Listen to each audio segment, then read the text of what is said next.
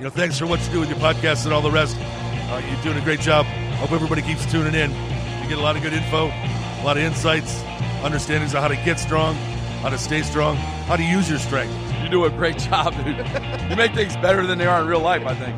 If you don't follow Massenomics, y'all do it. Social media, website, everything. Massenomics.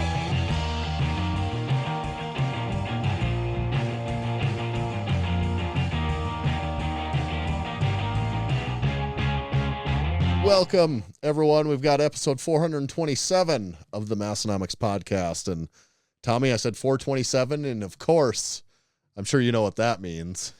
Let's see. 4 plus 2 is 6. 1 more is 7. Yes. 4, 2, 7. Yes. Yes. Got it. It's all adding up, isn't it? Little math wizardry gets us right to the root of this one. So episode 427, the lifting podcast about nothing is what others call us. Sometimes we call ourselves that. Formerly the world's strongest podcast. We abandoned that title years ago when we realized we're not actually the strongest podcast in the world, probably. Deep, extensive research. Yeah, we came to that conclusion. We couldn't fairly claim that title, so we abandoned ship on that one. My name is Tanner. And my name is Tommy. And episode 427 is brought to you by Juggernaut AI. Juggernaut AI is the smartest program for you. It's like having a world-class coach right in your pocket.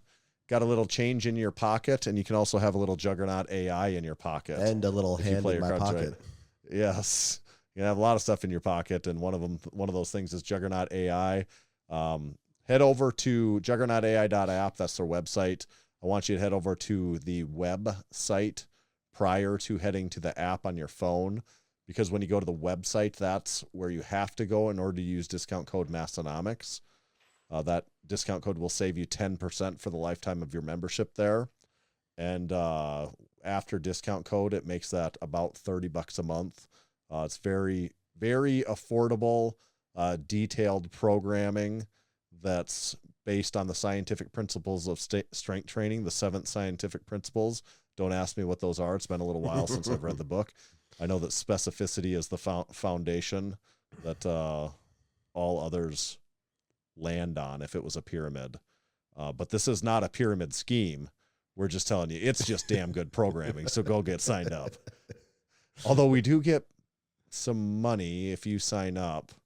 So maybe, is this a pyramid scheme? Well, we'll have to look more into that one. That's hard to say. No one really knows. We aren't geometry experts. It's like an upside down funnel. Yes, there we go. Yes, totally not a pyramid. Thank you, Juggernaut AI. And this episode is also brought to you by SwissLink. Since 1995, SwissLink has been importing military-issue goods to the United States and into the hands of those yearning for quality gear at uncompromised prices. SwissLink.com carries everything you can imagine, from British tactical vests to Italian Navy deck shoes and everything in between. SwissLink is home to the authentic Wavian fuel cans. They're from the same factory that makes the so-called jerry cans for the NATO forces since the 1940s. Made from 0.9 millimeters of cold-rolled steel, Wavians are the highest quality gas cans on the market. SwissLink has also added a Wavian water bottle to their collection as well. It's made from food-grade 304 stainless steel, so you can trust it to carry your drinking water. This is another addition to SwissLink's exceptional collection and their dedication to quality customer service. Enjoy a 15% discount on your next purchase at SwissLink.com by entering code MASS at checkout. That's MASS. Will save you 15% at SwissLink.com. Thank you, SwissLink. Thanks, SwissLink gang. Okay, Tommy. 427. We got a laundry list of stuff to get to this week. Mm-hmm. First of all, we have been talking quite a bit of NBA lately, and I just wanted to throw a change up there. And I hadn't heard you update it. I know I talked about it one time, maybe on the way to Home Gym Con or something, but is Formula One still going on? Oh. And have you been watching it? Like, where's the or does the Formula One season just go on indefinitely? Well, they keep is it adding, like 11 months long? They keep adding more races every year. It is about a 9-month season. So yeah, it sort of does just go on forever. So it's just always. So is it just? Does it stop like November, December, January? Or something yeah, like it that? ends. It's just cold everywhere. Is it like the end of November? Yeah, because I mean temperature is very, very important. Yeah. So yeah, it basically the off season is like December, January, February. They start testing in March. The first race is it the end of March, mid-March? Actually, you know what? The first race is usually like the Arnold weekend. So yeah, testing starts in like February. So really, there's like about 2.5 months of off time as well. It's like, actually, that's, to be fair, a lot of major sports are kind of that way. Once like if you talk about baseball, once they start like spring training and if you're really into a sport, you follow that other shit. Yeah, and if you pay attention like to that, just the off season stuff, and you add in the draft. Like it's the and NFL, all that. then you have the draft. Yeah, right. Yep, so there's plenty there. Yeah. Like if you're an NFL fan, which a lot of people are. Yeah. You kind of have something to talk about related to that 12 months of the year. Even in the off season, there's all these off season trades. There's just as much to pay attention to at times. Yeah, for sure. Have you seen though that the WNBA has been making some waves too? I wasn't even thinking about this transition, but also it's worth noting the WNBA. I've seen the WNBA pop up more than ever on by far. I mean, like 1,000-fold probably. I 100% agree, which is funny because, we're in the part of the country where the Lynx, Minnesota Lynx, have traditionally been a very good WNBA team. And there's tons of years that I didn't even know they won championships. Like that's how under the radar it's been. It doesn't get discussed or brought up anywhere. But with this fresh crop of young bloods entering the WNBA, it has definitely brought some more eyes to it, and it seems like fans are more engaged as well. Like it actually looks like the stadiums, depending on who's playing, can be pretty full. Yeah, there's all sorts of good controversy and stuff going on too. With there's that. Yep. Well, they got characters in it actually. And not to say they didn't have characters before, but these people have just managed to leverage social media to their advantage that no one else has before, and that is what gets people engaged. Is actually having personalities in the sport. It seems like there's a lot of WNBA old heads that are bitching a little bit about like Caitlin Clark, which like is I'm seeing crazy to me. And that I'm people like, would complain about are that you at all. people insane? Yeah. Like in 1990, other NBA players, although they knew Michael Jordan was very good at, like if you listen to Isaiah Thomas or any of these other guys talk now, they're like, yes, he made us all rich. He's like, everyone's like, thank God for Michael Jordan. He completely revolutionized our sport, flipped it on his head, and made every one of us 5 to 50 times richer than we would have been without him. And I'm like, that's kind of what you have here so far. I mean, to be determined how good, if she's certainly bringing the attention. Yeah, I don't think she's having like any, and again, I don't think she's having like crazy games. Like a lot of I don't think so either. Like but it doesn't really matter. No, she's still bringing the eyes. Yep. That's the part that matters. Yeah, absolutely. And I actually do wonder, just to a greater extent though, is the public just have an insatiable thirst for content? And I mean content, yes, there is an insatiable thirst for content and sports specifically, because like you started this by asking about Formula One. Would you have ever, even 5 years ago, could you ever imagine you would start a conversation about someone talking about Formula One racing? Actually, 5 years ago, I absolutely would not have even really had a handle on what Formula, like I knew the phrase Formula One, but I wouldn't have been able to pinpoint at all how that's different than like IndyCar racing, or maybe something else more obscure that I don't even really know about still.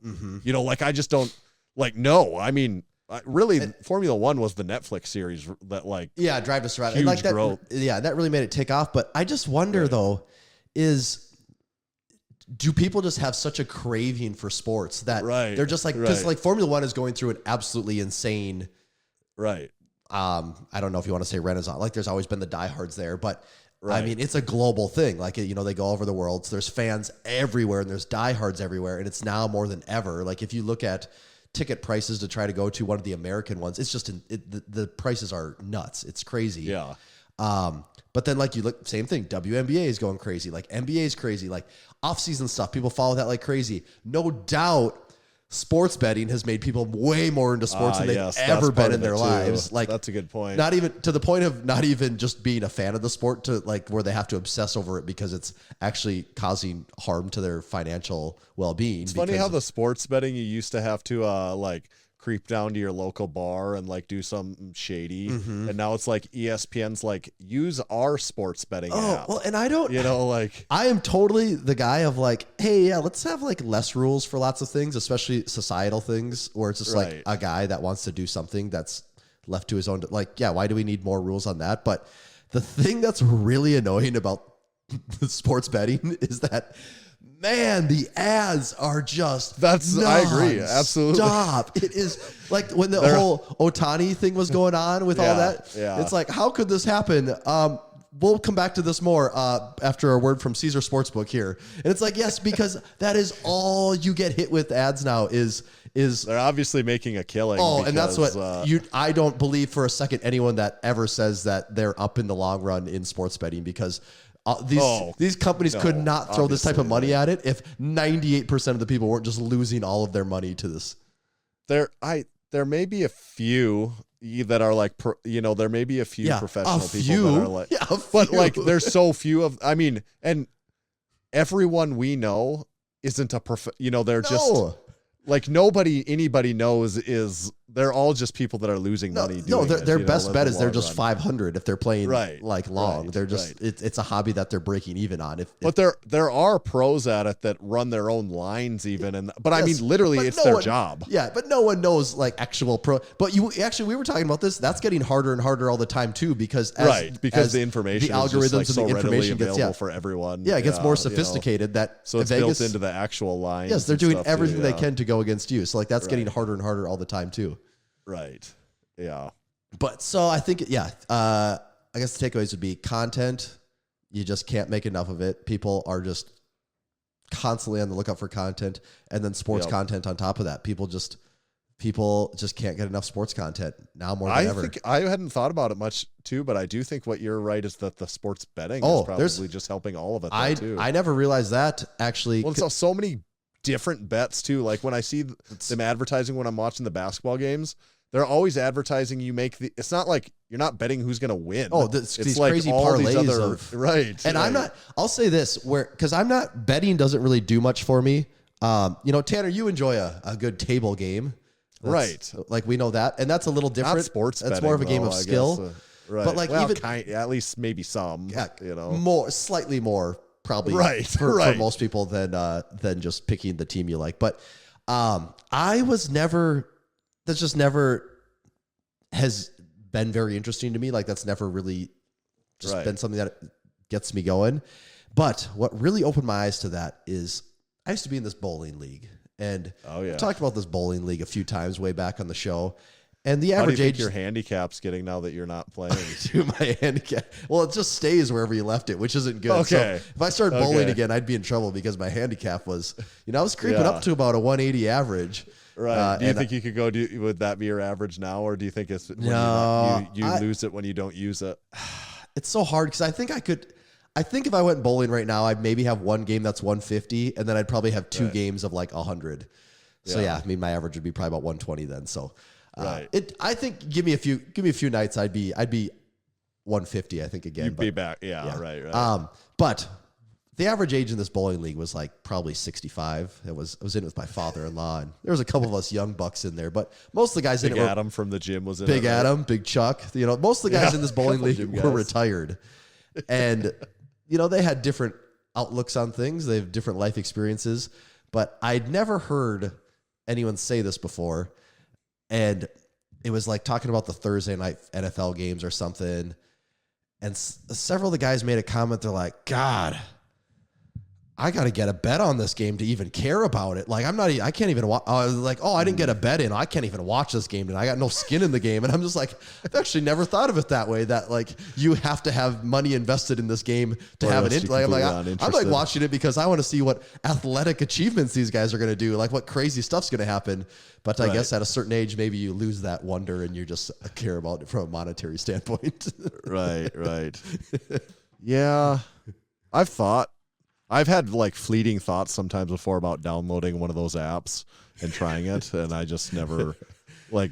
Jack wanted me to try it once because he sees the ads all the time too. He's like, "Oh, you should try." Like, he just wanted to get in on it, and I'm like, "Well, I suppose what's the minimum? Can I bet like $5 just for him and I to have something to like root for, like just as like pure a complete amount of money that I literally don't care if we win or lose, other than it'll just give us something to have a goofy little cheering."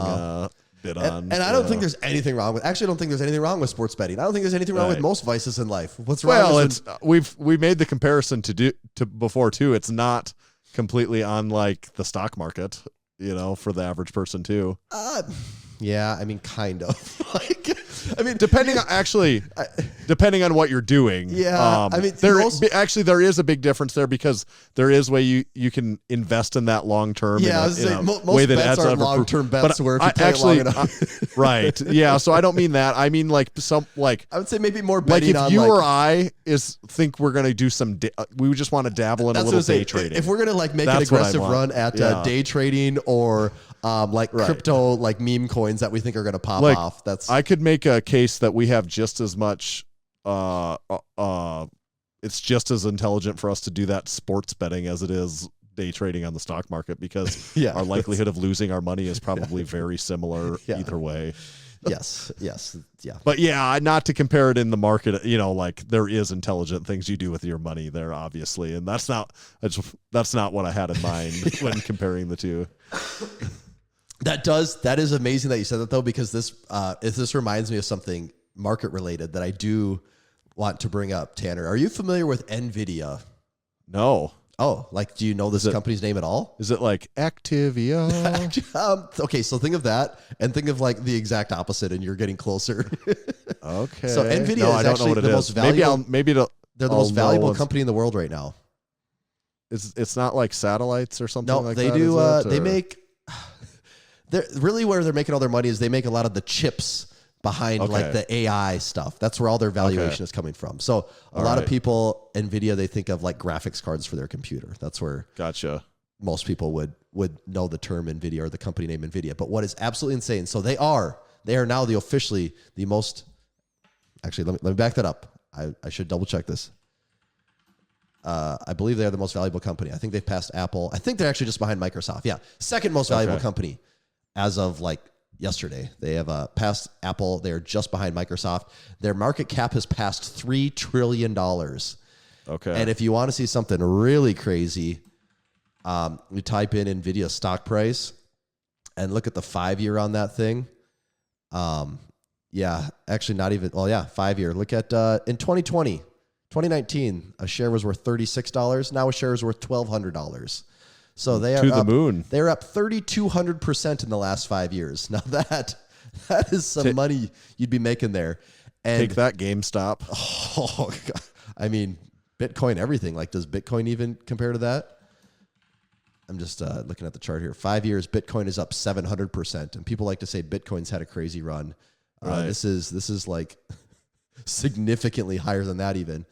But what's really crazy about NVIDIA, this number that I saw that just my mind can't even wrap around this, is that if you were to divide NVIDIA's market valuation, what do we say, of about $300 million, divided across their employees. What did you say? You said trillion. Oh, sorry. $3 trillion. Yeah. They have 29,000 employees. Yeah. If you divided that across them, that means each employee would be worth $102 million. Is that just crazy or crazy. What? That is crazy. The next closest on this chart that I'm looking at are, if you did that same thing, take your valuation, divide it across all employees. Not that actually has how anything works or anything, but Apple and Meta are both tied at 19 million. Microsoft's at 14 million. Alphabet, Google, they're at 12 million. Tesla's at 4 million. But NVIDIA, about 30,000 employees, a 3 trillion market cap, 100 million. That's pretty wild. Yeah, that is. If I was working there, I'd be like, let's do that. Gimme. Yeah. I want. That sounds great. Let's do it. Yeah, that's wild. So we'll keep our tickers on this NVIDIA stock. See what happens. Yeah. Here. So it's But you'd say it's related to AI in a way. That's what it's all speculation based off of, because they are the ones that supply the majority of the chips that can do all this AI stuff. It's so computational heavy. And I don't know. I don't think they actually manufacture the chips. I think they just make like the plans, like basically design the chips, and then someone else, like Qualcomm or something, makes them. Yeah. Okay. This AI thing isn't going away, is it? It's not. And I'll say this, as a guy that actually uses it in my job quite a bit. Yeah. I do think a lot of times it is overrated. I do think a lot of times it is. Like, there's so many things where it's just like, it's just kind of a glorified Google search where it's just spitting out answers to you that are written in nice, casual English, and it's like easy to read. And it's like, you're kind of, I think people get caught up in that illusion of like, it feels like the computer's talking to me. It's like, well, no, it just found 4 sentences in an article somewhere and then just put a little nice context around them as to how a person would say it. And it feels like, whoa, this is magical. It's like, I kind of just did a Google search. It's kind of like when AOL, it like told you, you've got mail. And when that probably first came out in 1998, you were like, oh my God, what is going on here? Yes, totally. Someone just sent me an electronic letter and my computer just spoke to me that it's here. And there's a lot of things. I mean, I was showing you this last week. There's a lot of novelty things of, image generation and song generation, all types of things that are novel that don't have a lot of real world applications for a lot of people. It's just for a lot of people, you're working your office job, doing whatever you do at your office job, Word documents and Excel. It's just like, I don't know. A lot of this dumb stuff probably has no bearing on it. But I will say though, there are definitely uses to it, but a lot of the uses that I use aren't the things that like are big and flashy and cool and getting people's attention. It's just for now, at least. For now, at least, yes. And this is all change. Yeah, this is all change. Yeah, and that's not to say, that it's never going to get there. I think it will get to more places, but I think a lot of it right now, and you're going to see this, is that it's a buzzword that investors like. And if you're a company and you can sprinkle the word at this point, AI, if you're a company, you just have to be able to say AI about something. And the more you can say it, like the more... yes, AI. I agree, AI. Excellent point. Yes. AI. And that's what it is. I think what's going to be very interesting, though, is over the next, 5 years, because it's safe to say the last year has been, crazy as, the unveiling party of, really seeing this stuff come out. But now... it is, in theory, can grow exponentially. If it truly... it can, but what they also say, though, is that the problem is for it to go exponentially is the actual compute power behind this also has to grow exponentially. And that is, one... intensive from a computing standpoint and also extremely expensive. Like someone has to be paying for all this. And like right now, a lot of people aren't paying for any of it. They're just like getting what they can free and it's just investors shoveling money into it. So what'll be very interesting to me is what actually happens in the next 5 years for useful real world applications with this stuff. Yeah. AI eventually should just be able to figure it out for itself, I would think. That is the theory. If it's going to take over within the next 10 years, they're going to have to just start figuring these hurdles out for itself. Yep, they are. Going to have to grow up sometime. Do you think in our lifetimes that there's any chance that AI takes over the world? That's a really interesting question because a lot of people, also you have to define take over the world. That is a really broad, because it's take over the world. You could say the internet take over the world? Yeah, kind of did. The internet has already taken over the world. Right. No, I mean more. I don't necessarily mean it holds us all hostage by shooting our own nuclear bombs at us, which that's a thing, maybe even too. But where AI is actually running some of the show. But it already is running a lot of the show. I know, that's a loose... Yeah. So I guess I just mean something more definitively that where you're like, no, AI is kind of in charge now. In our lifetime, we could...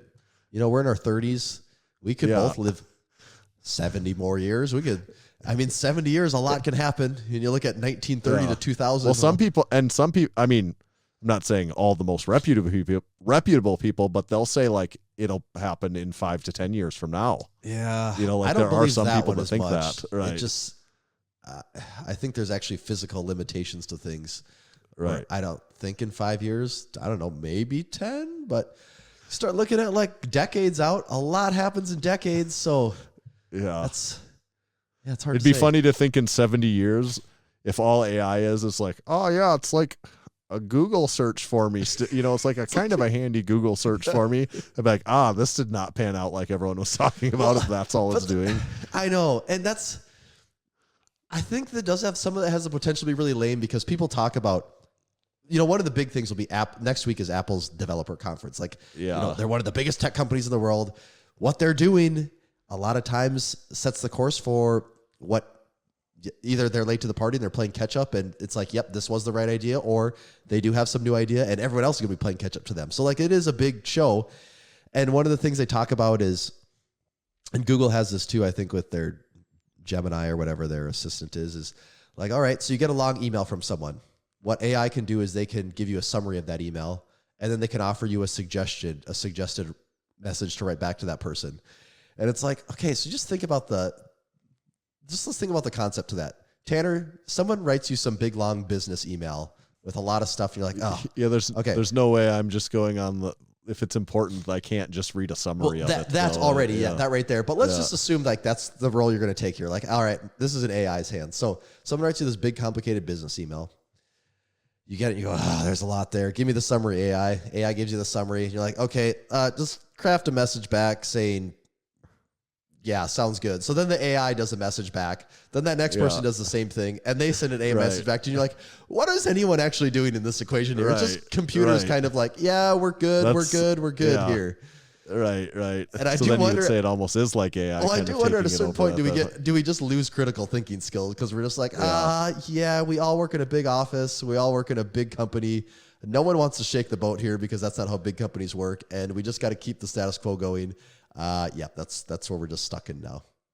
I do wonder at some point in time, the big companies say like Google, Apple, Microsoft. I don't know what the other ones are. I guess Facebook, Meta. Yeah, Facebook, Meta, whatever. If this is going to be that transformative of a thing, not all of them are going to be leading the way on it, I assume. Like, and if it is going to be that big of a deal, there'll probably be winners and losers. And I also always just think, not all of these companies are going, like in 40 years, I'm guessing those, say, 4 companies won't all be still the leaders in, like it does change sometimes. So I'm wondering who change. Like. Well, that's what's so weird though, is when you think about, because I think about this sometimes too, but what I do wonder is the money and the scale that these companies are now compared to before. I mean, what was was GE like huge forever in the 1900s? Right. Probably like I don't know. Years, how many employees did GE have though? Like, were they? I just don't get their market scale in like comparison to today's. And like people talk about it, they call them like the Magnificent Seven. What's it? Facebook, Google, what we were just saying, this tech companies. Right. And isn't it of like the S&P 500? Like their market cap, those 7 make up like 40% of the market cap of the S&P 500. It's like, does that seem? I mean, they have a disproportionate amount of weight, with those 7 companies there. I'm just throwing numbers out there. I could be wrong. It might not be 40%. I think it's more than 20 though. Looks like GE, the most amount of employees they have ever had, it's kind of hovered around here, but at one point, 340,000. I mean, that's employees. A lot. Yeah. But I don't know. I don't know. Like times are just so different now. I don't know. Like, are these companies too big to fail? That's what it brings up the question. That is the question it brings up. Can Microsoft or Apple fail? They're the only 2 computer software companies. They're the only 2 companies that make like operating systems at a scale for computers. Right. I mean, if one of those goes down, we have 1 operating system now. It's just crazy to think that one of those could disappear. Right. And then phones, the same thing. We have 2 operating systems. We have Apple and Google. Like, can one of them disappear? Then we lose an operating. Yeah. I mean, I don't think the government would let them happen because I think they would prop them up because then they're like, well, there's only 1 operating system and we can't have a monopoly here. So we have to at least have 2 companies battling it out. We have to have a duopoly in place to keep. And it's probably almost impossible for someone to break in on it. Oh yeah. You want to get into the phone operating system? Okay, yeah. You have to convince people to make phones that have your operating system loaded on it, and then you have to develop. You only need probably a few $1 billion to get going, like at the very least. Right. Yeah. How about a little Lift Hard Live Easy Classic? Oh, let's do it. Part 2 update. Let's do it. Okay. Oh, what about a can actually first? I see you're drinking water. Maybe that's your can. Nope, it's not my can. I was saving my can for the can segment. Okay. Let me orange crack vanilla here. Orange. That's a really Orange nice vanilla. can you got there. Yeah. Orange vanilla Waterloo. I bet that's good. I bet it's delicious, actually. So good. So good. That feels like a 4 from here. If it is a 4 all day. I'd enjoy this even more if I didn't have kind of a sinus thing going on at the moment. It'd be even more enjoyable, but still quite good. I've got a lime LaCroix right here, and whew, that's good. I was thirsty. You just can't beat the classics, can you? I just needed a big old swig of that. I was getting extra parched. A little burp there. We do have the Lift Hard Live Easy Classic officially labeled as part 2 now. Mm-hmm. You know, there's been some talk. Is it 2024? You know, you could call it any of that stuff, but officially it is Lift Hard Live Easy Classic part 2. It's going on July 20th, 2024. If you've been following along, you know that already. It's in Aberdeen, South Dakota, Western Northeast South Dakota. Again, we're holding it at the Odie Ice Arena, same location as last year. And then this is a 3 or 4 day long event. This year, It's like the craziest music festival you've ever been to, basically. Yes, only it's powerlifting and strongman this year. So last year we had 60 powerlifters. This year there's 90 powerlifters and 20 strongmen. So it all go on.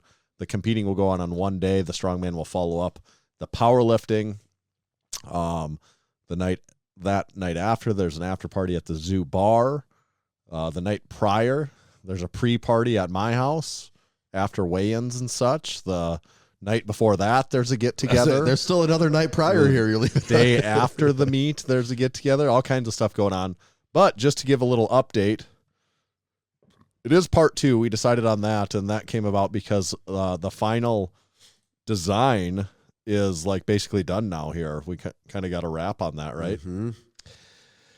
Yeah, the design is about 99% done. So by the time this comes out, it the is done, design yes. probably will be you will have seen it by now, probably, actually, right? Yes, it's just I got to look at it and decide if we need any more shadow lines or anything added. But Yep. Otherwise, it's basically done. We just haven't sent the files to the printer yet. I'm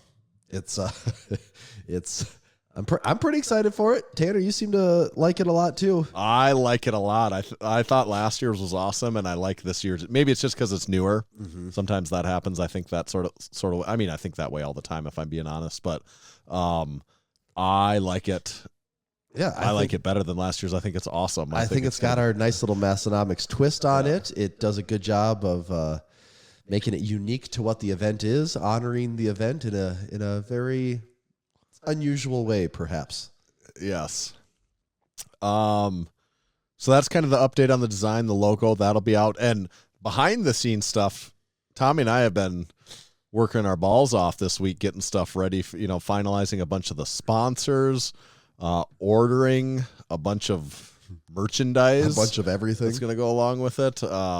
Just a bunch of stuff, getting tables and chairs ready, all the boring stuff, and we're getting all the exciting stuff and all the boring stuff done. It is a little easier on year 2 because there is just lists we can go back to last year. Like stuff I need to make. It's just rinse and repeat. Look at all, go to my Lift Hard Live Easy Classic folder. It's all there. The to-do list just exists. And we don't have to do the thing of like, boy, did we actually remember to do everything this year? It's like, no, it's all right there.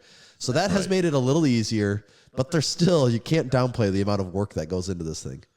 No, there is a lot of work that goes into this. The way that this goes for me is all will be good for a while, and then I'll feel like I'll get anxious about it all of a sudden. Like I'll be in bed at one night and I'll be like, oh man, seems like the time's really ticking. We gotta get stuff done, and then we'll like get a bunch of stuff done or get some stuff done, and then I'm like, okay, yeah, we're good again. And then like a week later, I'll be like, or a month later, whatever it is, I'll be like, oh.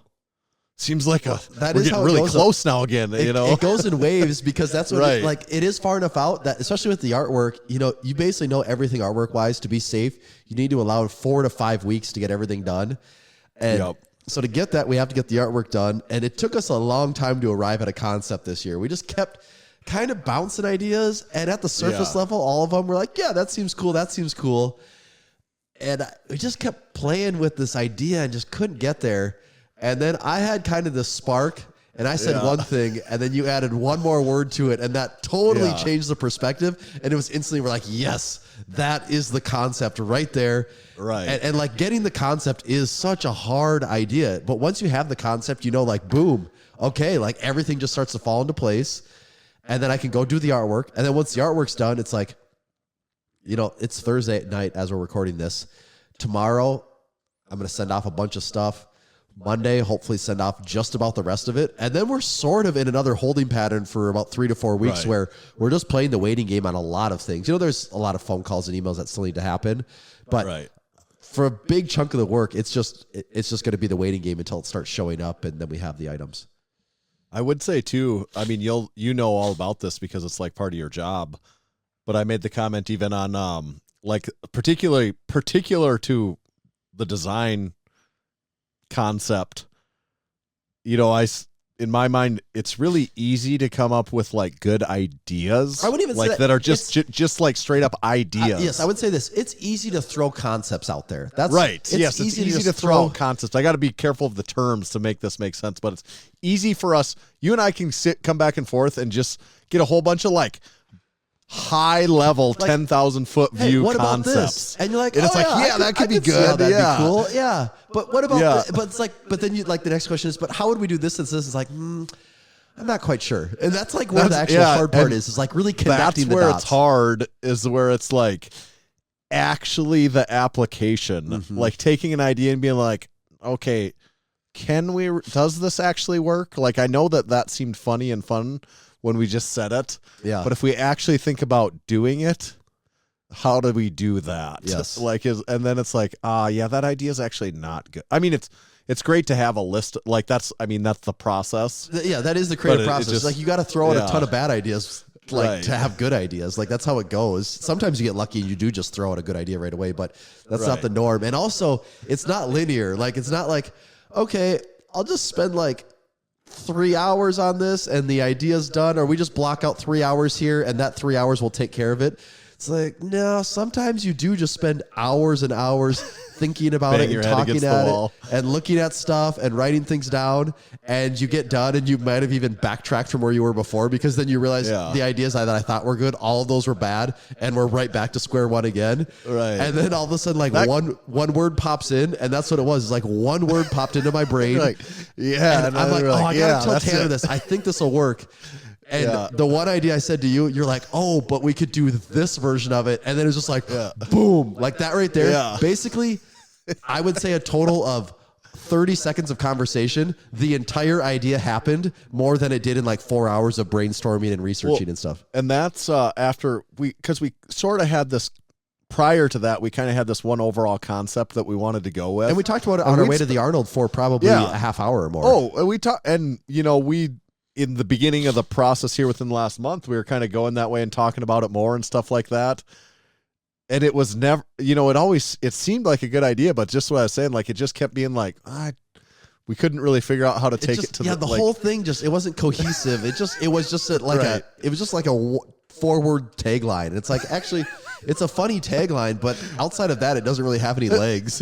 Right. And I just do think, I guess my commentary, it's interesting the way that process works, because it is so, that's a good way of describing it. It's so non-linear compared to other things you work on it is. I mean, actually, and then once we did that, straight line. Once we did that from the concept, it was like pretty quickly into the research stage.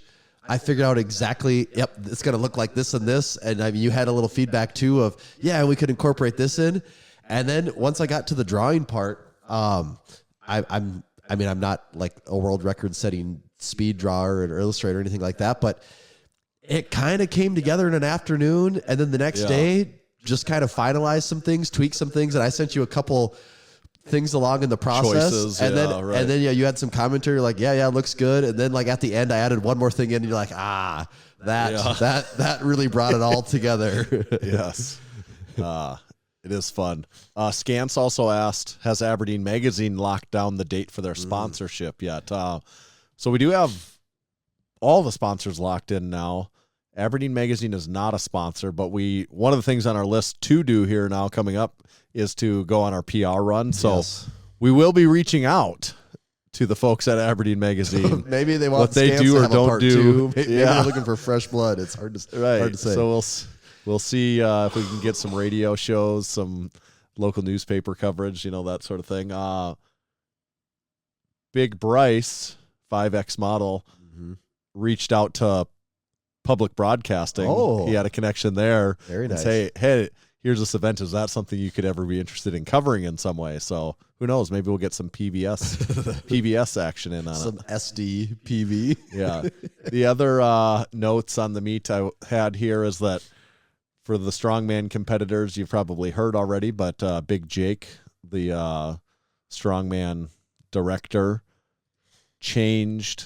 It is no longer the Stone of Steel for the stone event. It is now Atlas stones, stone, concrete Atlas stones that will be used for that event. So there was a change there. Was there a specific reason for the change? Well, it's kind of one of those, you could compare it to the design thing where it's like talking about the actual, how that event actually looks. And the problem with the Stone of Steel is you are not supposed to drop it. You're supposed to drop it onto a crash pad. Ah, okay. Like just a stall mat on concrete is not good enough. Yeah. And this event is going to be over bar back and forth with competitors, like in theory, on each side of the bar. And if you were going to do that with the Stone of Steel and actually have them on each side of the bar, someone would have to be the spotters. The spotters would have to be setting a crash pad down on that side. Well, also then having once it one gets down on your side in case you don't make it. Right. Yeah, kind of. Yes. And then, but then once it lands on that side, then they need to roll the stone off of the crash pad, get the pad out of there, roll the stone back to that spot where it was on the crash pad, but now just on the floor because you can't do the pick off of the crash pad, and then get ready to do the same thing on the other side. And like they could have to do it like 100 times. Yeah. And they're going to be wrecked. Okay, so when you do that with an actual stone, then what does it land on to though? A couple layers of stall mats. And that's sufficient? Yeah. Okay. Yeah, that'll be fine. Okay. Yeah. Yeah, that will be fine. But on the Stone of Steel, it's really not. Yeah. So the alternative, what a Stone of Steel would be, you're always just loading one direction, and the competitors just bump in and out. Yeah. But visually, that doesn't really look the same as two guys standing face to face. So is that how they do it? I can't picture my brain how they do it At World's Strongest Man. Yeah, in the end of the heats, they do it over the bar back and forth. And then just drop it on like a couple stall mats? They're outside, and I can't remember what it is, but yeah, they're not, it's like onto that, right? Yes. I'm just looking for like images here of. Yeah. It's only in the heats would it be like that. Yeah, I just typed in like stone off, and there's. Yeah. Yeah, I'm curious too what their actual picture looks like there. Yeah, that's kind of what it looks like to me. I see. Yeah. They just have a couple stall mats is all. Yep. Like the So stall I mats guess are if built it's up good- enough that the competitors are on them already. Right. too. Right. So that's it might take 4 to 6 stall. Maybe it takes 6 of them even. So it's like to build a 8 by 12 and build it like 2 or 3 high. But still, it's just like 6 stall mats. And what do we got volunteers around for if not to move stall mats all over all day long? That's right. That's what they're for. Have you said what the implement is that they're going to be lifting them over? That's up to Jake, but I assume we're going to use one of the yokes. Okay, I didn't know if that was But that or we if someone could was bust doing- out the old from the 2026 2026 Strongman Showdown, or From the future? 2016. 2016. It's so long ago. I'm getting confused on the dates. The 2016 Massenomics Strongman Showdown.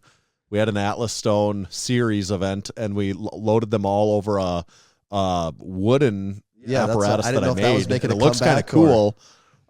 I'd have to remeasure the height of that and see if that's a height Jake wants. If it's a height he wants, that thing is cool. It looks cooler than an actual like one of the metal yokes we have. Yep. So that could be an option, or we could that one probably could be adjusted to be higher or lower too. Like Have to actually. I mean, I haven't looked at it in Nothing like more 7 stall or 8 mats years. can't solve, right? That's true too. Yes, we always got enough stall mats around. So we're only like 6 or 7 weeks out from that now. Before I get into that, I want to tell everyone about the Strength Co. Check them out at thestrength.co. Actually, I just saw the Strength Co. made it in an article. What was this? This was a GQ article, and it was on GQ.com, and it was the best home gym equipment of 2024 according to experts. And at the bottom of the list, not because it's at the bottom, just because I think it's in a random order list, and they said, what is the title of the category that they gave to the Strength Co.? Let's see here. It is Best Weight Plates, Strength Co. Olympic Iron Plates. Made it on GQ's list of best 15 home gym equipment. The Strength Co. plates made it on there. So if it's good enough for GQ, pretty sure they're good enough for you. Check them out at thestrength.co. You can also call them at 949-326-765. Oh, it's kind of not. Can't quite see the rest of the number on my website right now. Let me check that again. I think Grant hid it from me, so I couldn't advertise the number to everyone. But listen to last week's episode if you need their phone number. I mentioned it a couple of times. You can check their phone number from last week, and also give the OK Podcast a listen. That's their podcast. It's okay. Did I miss anything, Tanner? The Strength Co. made GQ, the website, GQ.com, made their list of the best home gym equipment of 2024. Wow. The category of best weight plate went to Strength Co. Olympic Iron Plates. Wow. That's pretty impressive. That's some crossover appeal there.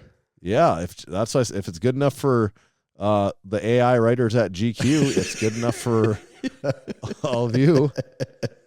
I'm just looking at the list. It kind of did the whole thing of just kind of picking a little bit from all the brands. I'm looking at it here. There's a lot of the things on this list are pretty good.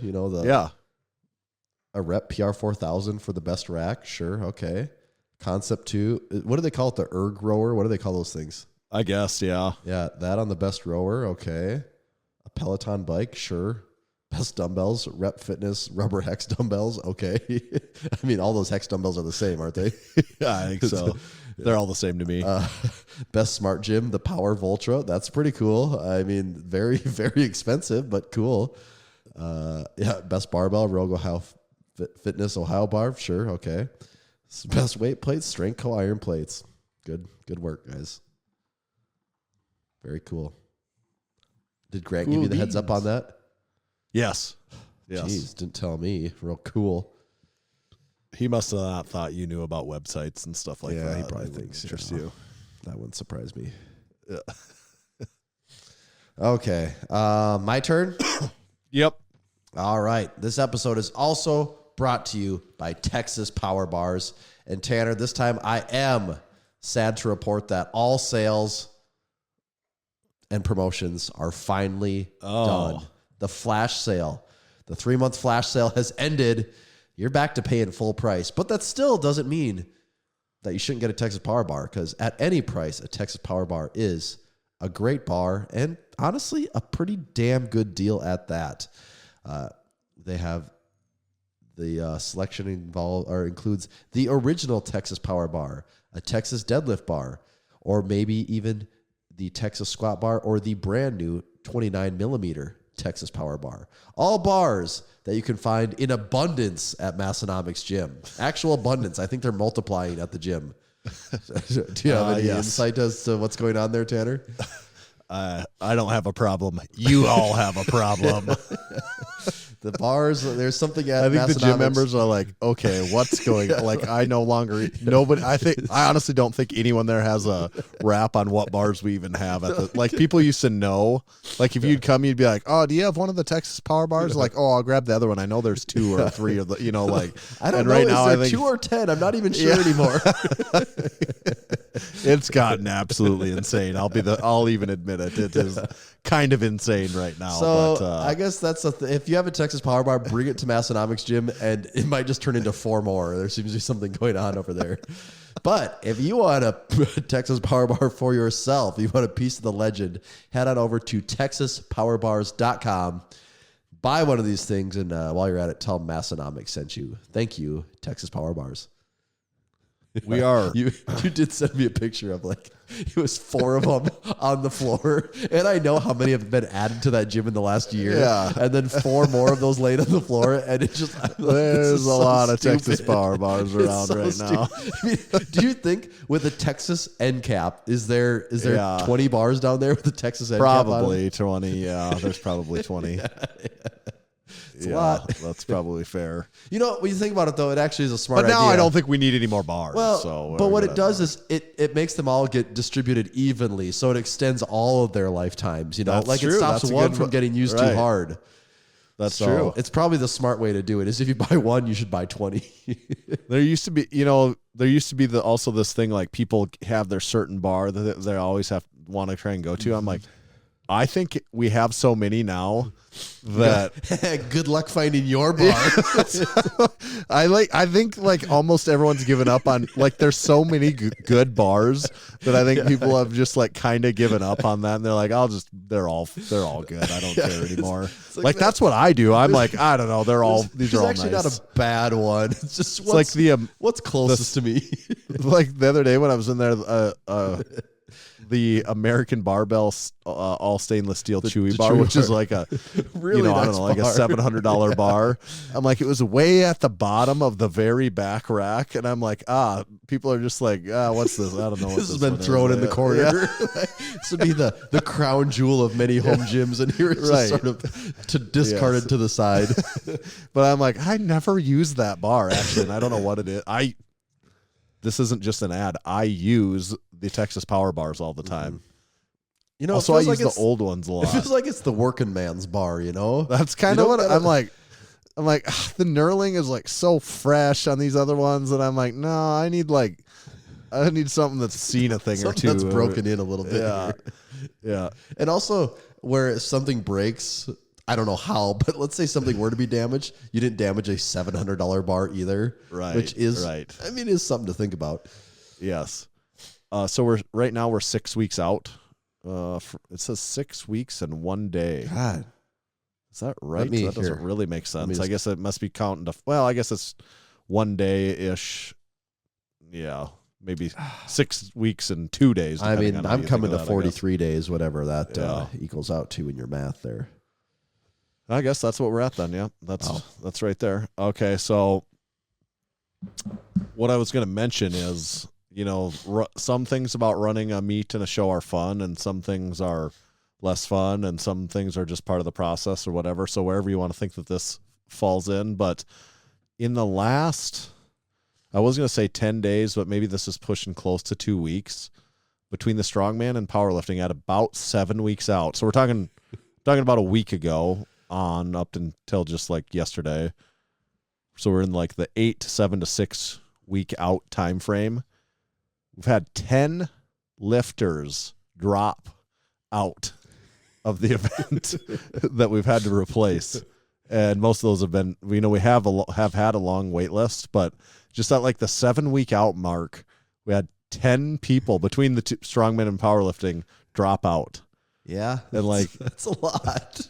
like I think from the original people that signed up of the original 110, I don't know that we've flipped half that roster, but it's probably close. getting close to having flipped half the roster. Yeah. Which is wild. It is kind of crazy. And we've talked about this a little bit offline. We think our meet is probably different in the way that a lot of people want in. They want to be a part of it. So anyone Right. that's on the fence is like, nope, I'm just signing up and I'll figure it out later. Right. And then for And a then lot of maybe people, they don't figure it out later. yeah, they don't figure it out later. Or also for a lot of people, there's some significant travel involved here too. Yeah. Which Yeah. definitely makes things more complicated. So our meet does have a lot more potentially outs for people between just signing up, just hoping to get in and travel Yeah. and all of that. So we do understand that there's a certain amount of that, but it still is surprising to see the amount of. Well, especially shuffling. at like 2 months out, and it's like we're pretty close here. Like it's also the closer it gets, the trickier it is to fill those holes too. Then because people aren't like, yeah, let me sign up for a powerlifting meet in 3 weeks. So part of the other thing is we do have a ton of people traveling in, so we open it really early. I assume our registration for our meet opens up in advance, like way farther than most people's do, way farther in advance. And I wonder, because we're, and the idea there is it gives 9 months all these out, people, aren't we? yeah, it's like 9 months, and then it gives these people all time to make preparations for that and to book it in their calendar. But part of it, I wonder, is do we open it up too early that it's just that everyone's just like, I'm not even thinking about the plans. I just know I want to do it. It seems like a good idea. I'm just signing up. Yeah. Right. So, maybe if it's 3 months later down the road and people still have 6 months to plan, does that, do people have more of an idea of what they'll be doing in 6 months than 9? And I don't know that that's true, but that's just a thought in my head. It is a hypothesis, that's for sure. Yeah. So if you're listening and you still want in, you could possibly get a spot. Maybe 10 more people will drop tomorrow, so you could get a spot. I think there still is a wait list. We don't handle the powerlifting registration. That goes through Big Dave, the meet director. So he's the one dealing with that stuff anyways. We're just in the loop of what's going on. But yeah, so there'll probably be a few more drops between now and then. So if you still want to get in the meet, get on that list. Yeah, talk to Dave, get on the wait list, and then you could get a spot if it comes up. And if this is your first meet, don't even just get in. Don't God, even be worried about a number. You will not have a better, funner, more supportive first meet than this. Like, no, this is set up to be an amazing first meet if that's the case. Yeah. Yes. Just get a total. This is the best place to get a total. Yeah. SCO, get a total. All right. How about a little supporting our supporting members quick? Let's do it. Really, this is a relatively new segment of the Massenomics podcast where we have supporting members of the show, where people choose to monetarily give us a little support, and we really appreciate everyone that does it. If you're a listener of this show and you want to support us somehow, one thing you can do is go to Massenomics.com. Maybe you could buy some merchandise. Another thing you could do, either in addition to or as an alternative to, you could go also to Massenomics.com/join. That's where we've got our supporting membership options. You can find an option that's right for you for any budget. You start sitting down. I challenge you, if you're not a supporting member, whip out a notepad, grab a pen or pencil, whatever you like to put to paper, put it to the paper, pencil it out. There's different options there. There's $3 a month. You could do it. You take 3 times 12, 36, divide it by 69. You get, little under 50%. Take that times 2. It's like 100% guaranteed to be a good choice for you. If you took calculus, this is a pretty common formula that you're familiar with here. Yeah. So I guess to make a long story short, put your pencil to your paper. You won't be able to afford not to do it. Get signed up to become a supporting member. One of the things you get, just one of the many, many perks that you get at Perk City over there, is possibly getting shouted out in the segment. Like these lifters here, Big Jordan Dickens, he got first place in his strongman show. That included a 300-pound axle clean and press. I think maybe he said that was a PR. So good job, Big Jordan. Congratulations. Then Big Tyler Thompson. Seems like he's doing a show every other month. Almost every time I turn around, he's doing one. And he got third at a big regional strongman event, including hitting a PR 825-pound deadlift. Damn. No shortage of strong achievements for Big Tyler, who we'll see here at the Strongman Showdown, or the Strongman Showdown, Lift Hard, Live Easy Classic Strongman event. Is it the Strongman Showdown? Is it the Strongman Showdown of the Lift Hard, Live Easy Classic? It sort of actually is. Strongman Showdown's just burned in my my brain from the years. It really only has moved a few hundred feet over in location. Right. The other thing we did, not to get sidetracked, but to get sidetracked, we ordered our special special awards. Dave actually is getting all the medals, which for the powerlifting and strongman, he's taking care of the medals and maybe the best lifter awards and getting that stuff ready. Tommy and I also had to get like we did in 2023, we have some special Massenomics,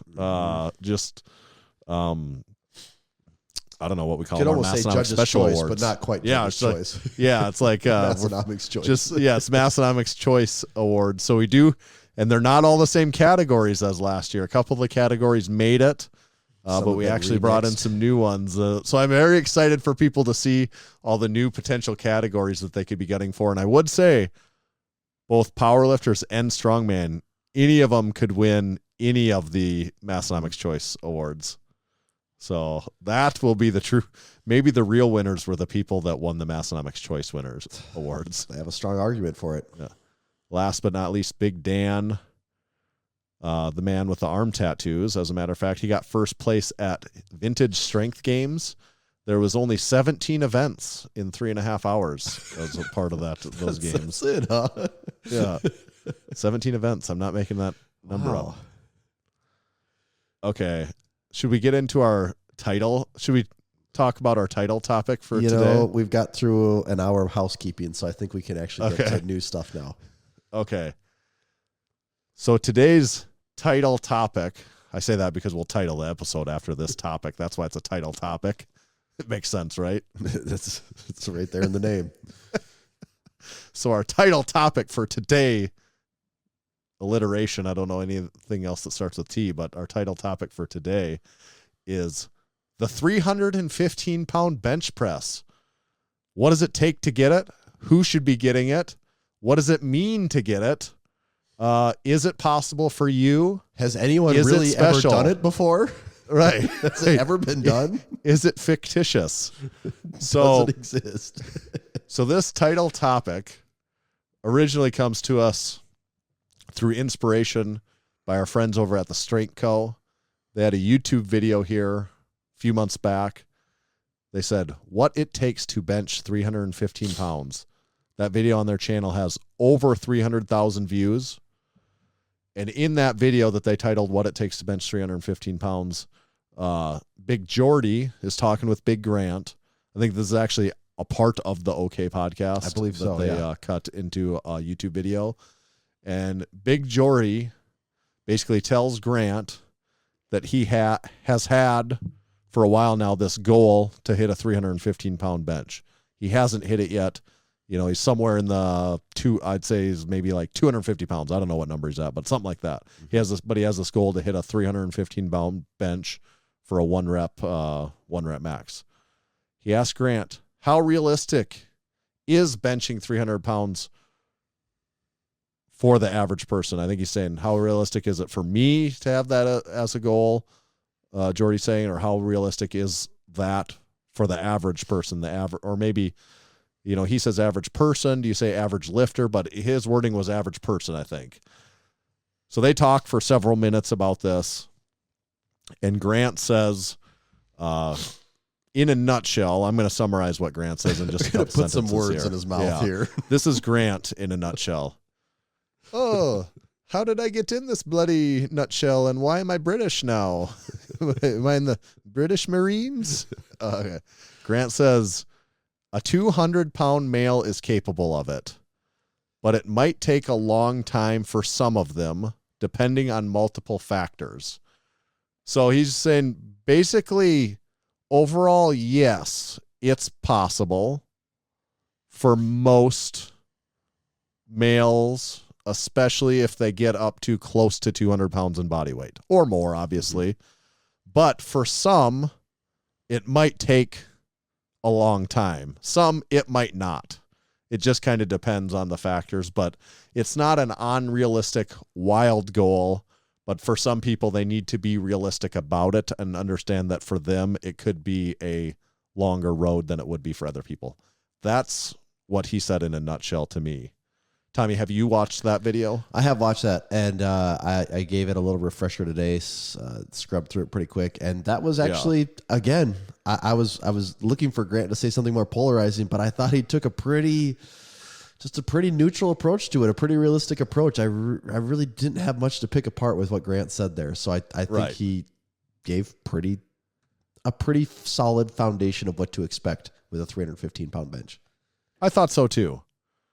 So then, to look at it from another lens, we've got Greg Doucette. He's got 2 million subscribers on YouTube. Tommy, how familiar are you with Greg Doucette? Other than his name, I know I've heard the name. He gets brought up.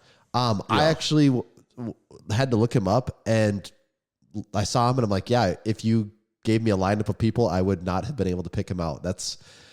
I don't know if that's me not paying attention to the fitness I'm industry. in like the same boat as you on that. Yeah, and we know, God.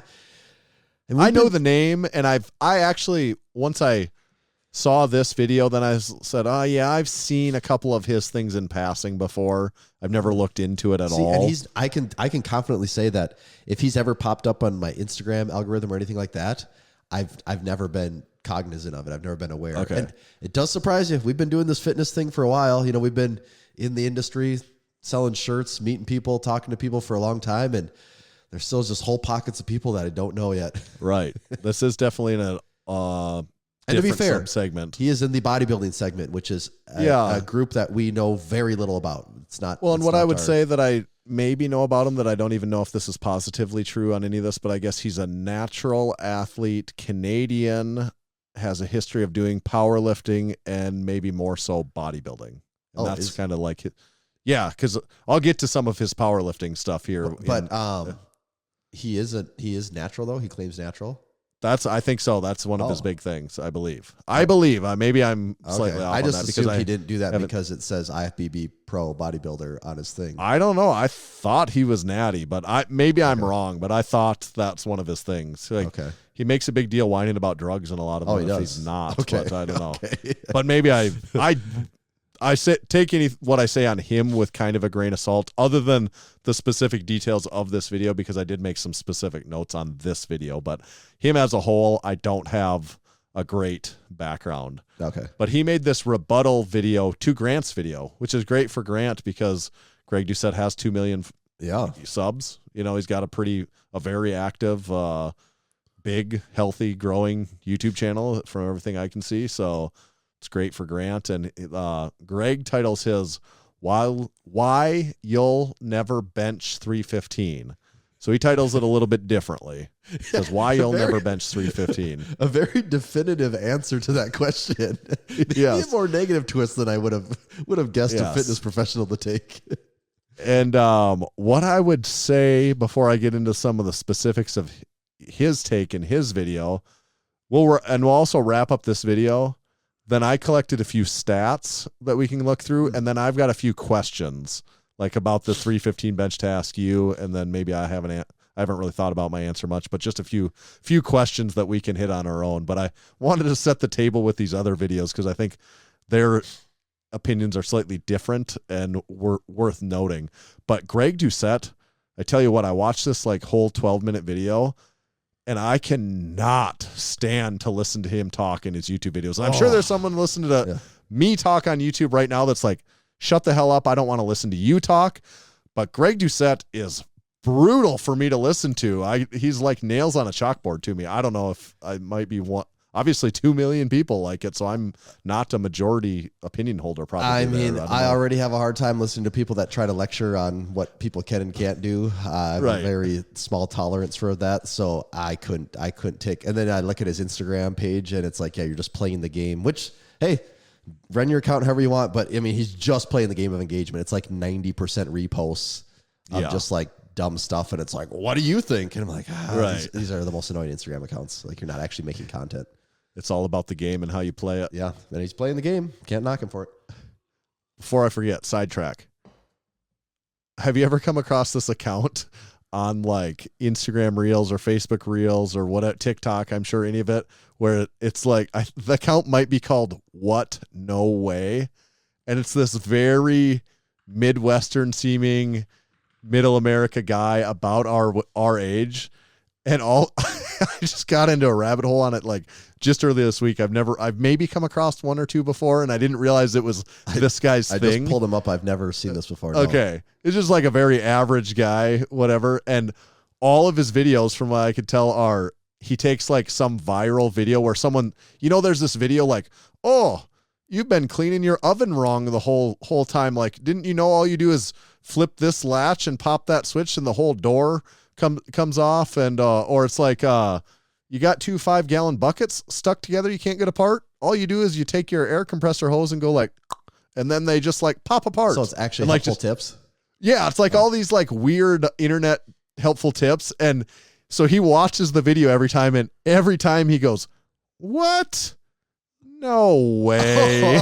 He's not the one actually showing the tips. He's just watching. No, Okay. He's watching the tip, and every time, but he watches it and he goes, what? No way. And then he goes, gotta be fucking kidding me. And then he'll go try it every time. Then he goes, like he goes over to his oven or to his floor, or his broom, or like a ladder. Like one of them was like these 8-foot tall step ladders. Everyone like leans, you put your ladder on the ground, you put it at like 3 feet out from the wall, and then you lean it against the wall. Well, the ladders are designed the way the feet are angled to lean the whole thing, lean directly against the wall. You don't need to put the base of the ladder out a little ways. Like you think it's going to fall down. Yeah. You don't do that because you want to, you lean it at an angle so it won't fall back down out away. But feet apparently they're kind of stand up on itself. Yeah, they're made in some weird way that you just lean it like completely vertical and it just stays there. You can even like pull it out a little bit and it'll fall back against the wall. So he sees the video of someone showing that, and you're kind of like, what? No way. He verbally says that every single time. And just something about it was kind of making me laugh. And then he's like, and then every time he like mumbles, he's like, I gotta fucking see this for myself. And then he goes and does it. And it usually, like sometimes it kind of doesn't work. And he'd be like, nah. But a lot of times it's like, oh, I guess it works. Yeah. Well, he has 1.3 million followers. That's pretty wild. And like every video, from what I understand, is just him doing that. And I don't know, I suppose it gets old after a while, but I did think it was kind of funny. And I'm like, yeah, this guy has done well on this, this concept. Sure. Don't know my original point on that. I don't know Doesn't matter. Okay, so Greg Doucette, back to his video. I would also say the way he hyper analyzes every individual sentence that Grant or Jory say in their video is annoying to me. And part of the reason it's annoying to me is just the sound of his voice, but I can't really ridicule from that. The bigger thing is Grant and Jory are talking on a podcast. Mm-hmm. That's cut down to, say, a 10, 15-minute video. Like, it's just a conversation. Like, if you took every particular sentence that we've ever mentioned in these 700 hours of podcasting, you pull apart some stuff that it's like, you're really going to dissect every phrasing of everything they say. There was parts where to he that goes, level. I agree with everything that Grant said here until he added that last word. I'm like, right. Okay, man. Like, if you want to do that, we can do the exact same thing to your video here and tear this whole thing apart. The way he picked apart every individual thing. But you can tell he was like, he's like, I just have to make this video because I know it's going to get engagement. And and that's the game plan. That was the like you said, you don't thing. Really fault him for that. Well, and that was the overarching thing of, you could get the impression he's like, he actually didn't really have that many issues with, for the most part, what Grant was saying. A lot of times he was kind of agreeing in a way, but then he would just find this 2 words that he's like, he didn't like the way Grant was like phrasing it. Yes, and that's where he was having the issue with the way that Grant was phrasing it or using this one word to describe this one thing. Yeah, and I wrote down a few specific, these are in quotations because these are direct quotes. I made sure that these are direct quotes from out of Greg's mouth in this video. Unless you have above average genetics, you're not benching 315. Okay, so this is all, yes, so this is already this is what do you think of that one? Well, Unless you have above average genetics. So we're going to do the thing he did that I just say you don't like. We're going to analyze all the, that I just said I don't like that he did, but we're going to do it to him. Unless you have above average genetics, you're not benching 315. Well, and what's so annoying here is you actually have to define what average is. Because if he's going to nitpick and pull this apart, he is really doubling down on defining what average is. Right. It's like, well, yeah, okay, I guess if you're actually going to pull average statistics for the average American, I guess. Or are we even just saying average male in the world, where we're factoring exactly. in people that are just even considerably smaller? Our average male in the world? Are we saying average U.S. male? Are we saying average U.S. male that you potentially would see going to the gym? So 20 to 40. Right. Are we saying average gym goer? Are we saying average gym goer that goes 3 days a week? Are we saying average gym goer that goes 3 days a week and follows a program? Because there's averages for all of those, and the average gym goer that goes 3 days a week and follows a program is a radically different person than the average American. Right. So already he clearly has some idea in his mind of what the average person is, and his average persona that he's building is not the same average persona that Grant's talking to. Like, I get the impression that Grant is talking to, okay, we've all average decided, person that's like interested in training. Yes, we've decided that if you're actually serious about benching 315, you're somewhat serious about going to the gym. Where Greg is like, no, the average person can't do it. And you're right. Yes, actually, yes, the average person cannot go to the gym or cannot bench 315 because the average person actually doesn't even work out. Like, if we're just going to play that game, like the average American doesn't go. Do over 50% of Americans go to the gym? Then that's tricky. That's even makes what Greg's saying trickier then, because we just don't know on all those people. That was my, because it's like, can you say all these people that don't bench 315 because they don't even go to the gym? Maybe if they did go to the gym, they would be benching 315. Well, like, we don't know because they don't even go. Well, I know. So that's why I don't think when you talk about the average people, you can't even include. Well, he's including all these people. That's my problem with his argument in the first place, is he keeps referring to average, and he's like, the average American male is like 5'8". I'm like, okay, so are we just talking about every person that, like, is that actually what your definition of, is that the sample size you're taking, is every American male? Because if that is, then yeah, obviously the majority of American males can't bench 315. Like, but I don't. But is it because of genetics, or is it because they don't even lift at all? Well, and then again, I mean, that is, that's where this is just such a hard debate to even have, because you got to settle on who we're even talking about here. I think to have a good faith argument here, you have to already decide, like, no, we're talking like, all right, if you're 60 years old and you're just getting into lifting, you're probably not going to bench 315. I don't know. I'm not trained. Like, I'm just making some assumptions here that we're talking about people that are probably somewhere between the age of 20 and 40, and you're somewhat serious about, like, you going to the gym is one of the actual priorities in your life, and you've actually carved out the time to make that happen. That's like where I'm thinking of. I don't think that's what Greg's thinking of here. And I guess my final thing to wrap up that quote is, he may be literally correct in the definition of you have to have 51% tile genetics in order to get to a 315 bench. Maybe, but if someone says that you need above average genetics to ever bench 315, what I'm thinking is it does not require, you do not need to be a genetic freak. No, not at all. To be able to bench 350 pounds. I've seen it a lot. So that's why I just generally disagree on a broad level because based on that statement, although it could have some literal interpretation of a definition that makes sense, it does not require these like godlike genetics. I promise you that. No, like that's not a prerequisite. I don't think it does either. I totally agree. But again, this goes back to if he is actually talking about the average American, like if your definition is you are a male in America, yes, the average male in America as of right now clearly does not bench 315. So by default, then you win the argument if that is what your definition is. I think for the sake of this argument, that is not the way we should be approaching it, though. Right. I would agree. So it's a flaw in the approach of that. But okay, next thing. He says, I know several people on steroids that cannot bench 315 pounds. I heard him say that. I don't doubt that he probably does know several people on steroids. There's a lot of people that take steroids and are idiots. And I mean, isn't that the whole thing? Is like, they say go to any gym in America and there's probably some guy that's like squatting 185 and he's on steroids. It's like, yeah, being on steroids doesn't mean that you're smart or know how to lift or know how to train. Like those two are not mutually, like it's not a thing that, one does not require the other. You can be on steroids and not know a damn. And taking steroids doesn't just make you strong. We know that, right? Like you have to it can take someone that's going to be strong and make them stronger. Well, and also if you just want to, I mean, just get to the point of what steroids is. How many guys in this country are on testosterone and can't bench 315? I mean, I would say there's probably actually more guys on testosterone in this country that can't bench 315 than there is that are on. And that also goes to another argument on the terms of, if someone says they're on steroids, are we talking about dudes that are taking TRT? Exactly. Because the line is just basically dosage at that point. Because of what people say on steroids, we're just like, well, they take 50% more than the guy that is calling it TRT. So that's steroids. He's on TRT, but he's on steroids because he takes 50% more per week. Oh, and then you get the wild card of the guy that's on TRT, but occasionally he ups the dose once in a while. Right, right. And yeah. What I would say, you shouldn't be on some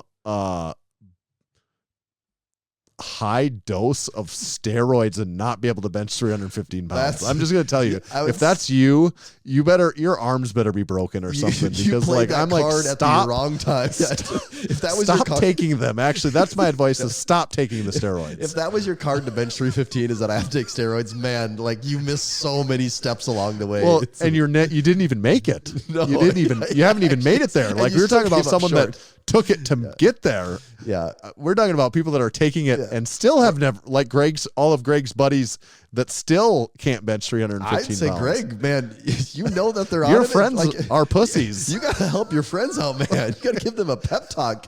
Get them hooked up with someone that knows how to train someone here. Okay. What did I say next? This is not a direct quote, but I mentioned he makes this big deal about how big and above average someone is that weighs 200 pounds. He talks about this like 5 times because Grant uses this term, a 200-pound male. Which I think also like, where does that number come from? I think that comes from like a starting strength thing, right? That's kind of like their line in the sand is 200 pounds. There definitely is a line in the sand there. And I think there is too. If you're talking about a 200-pound male, most people can also just visualize what that looks like. But Greg says, no, this is a quote.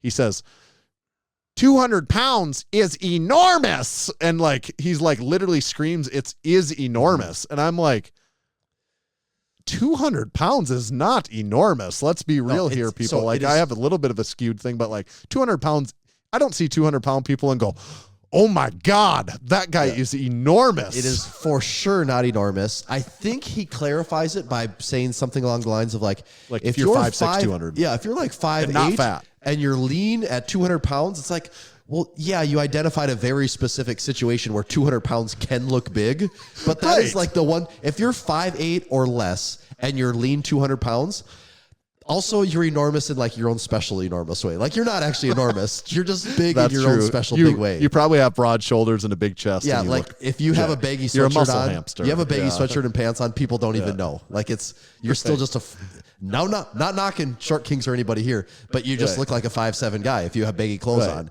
Where, enormous is 300 pounds, like 6'5". That's enormous. Enormous is like strong man. That is enormous. Yes. I've seen enormous men before. Yes, there's enough just average people, like at average fitness 200 levels. Comes all kinds of different shapes and sizes. There's lots of guys that come into the gym that are 200 pounds that are just like in moderate shape.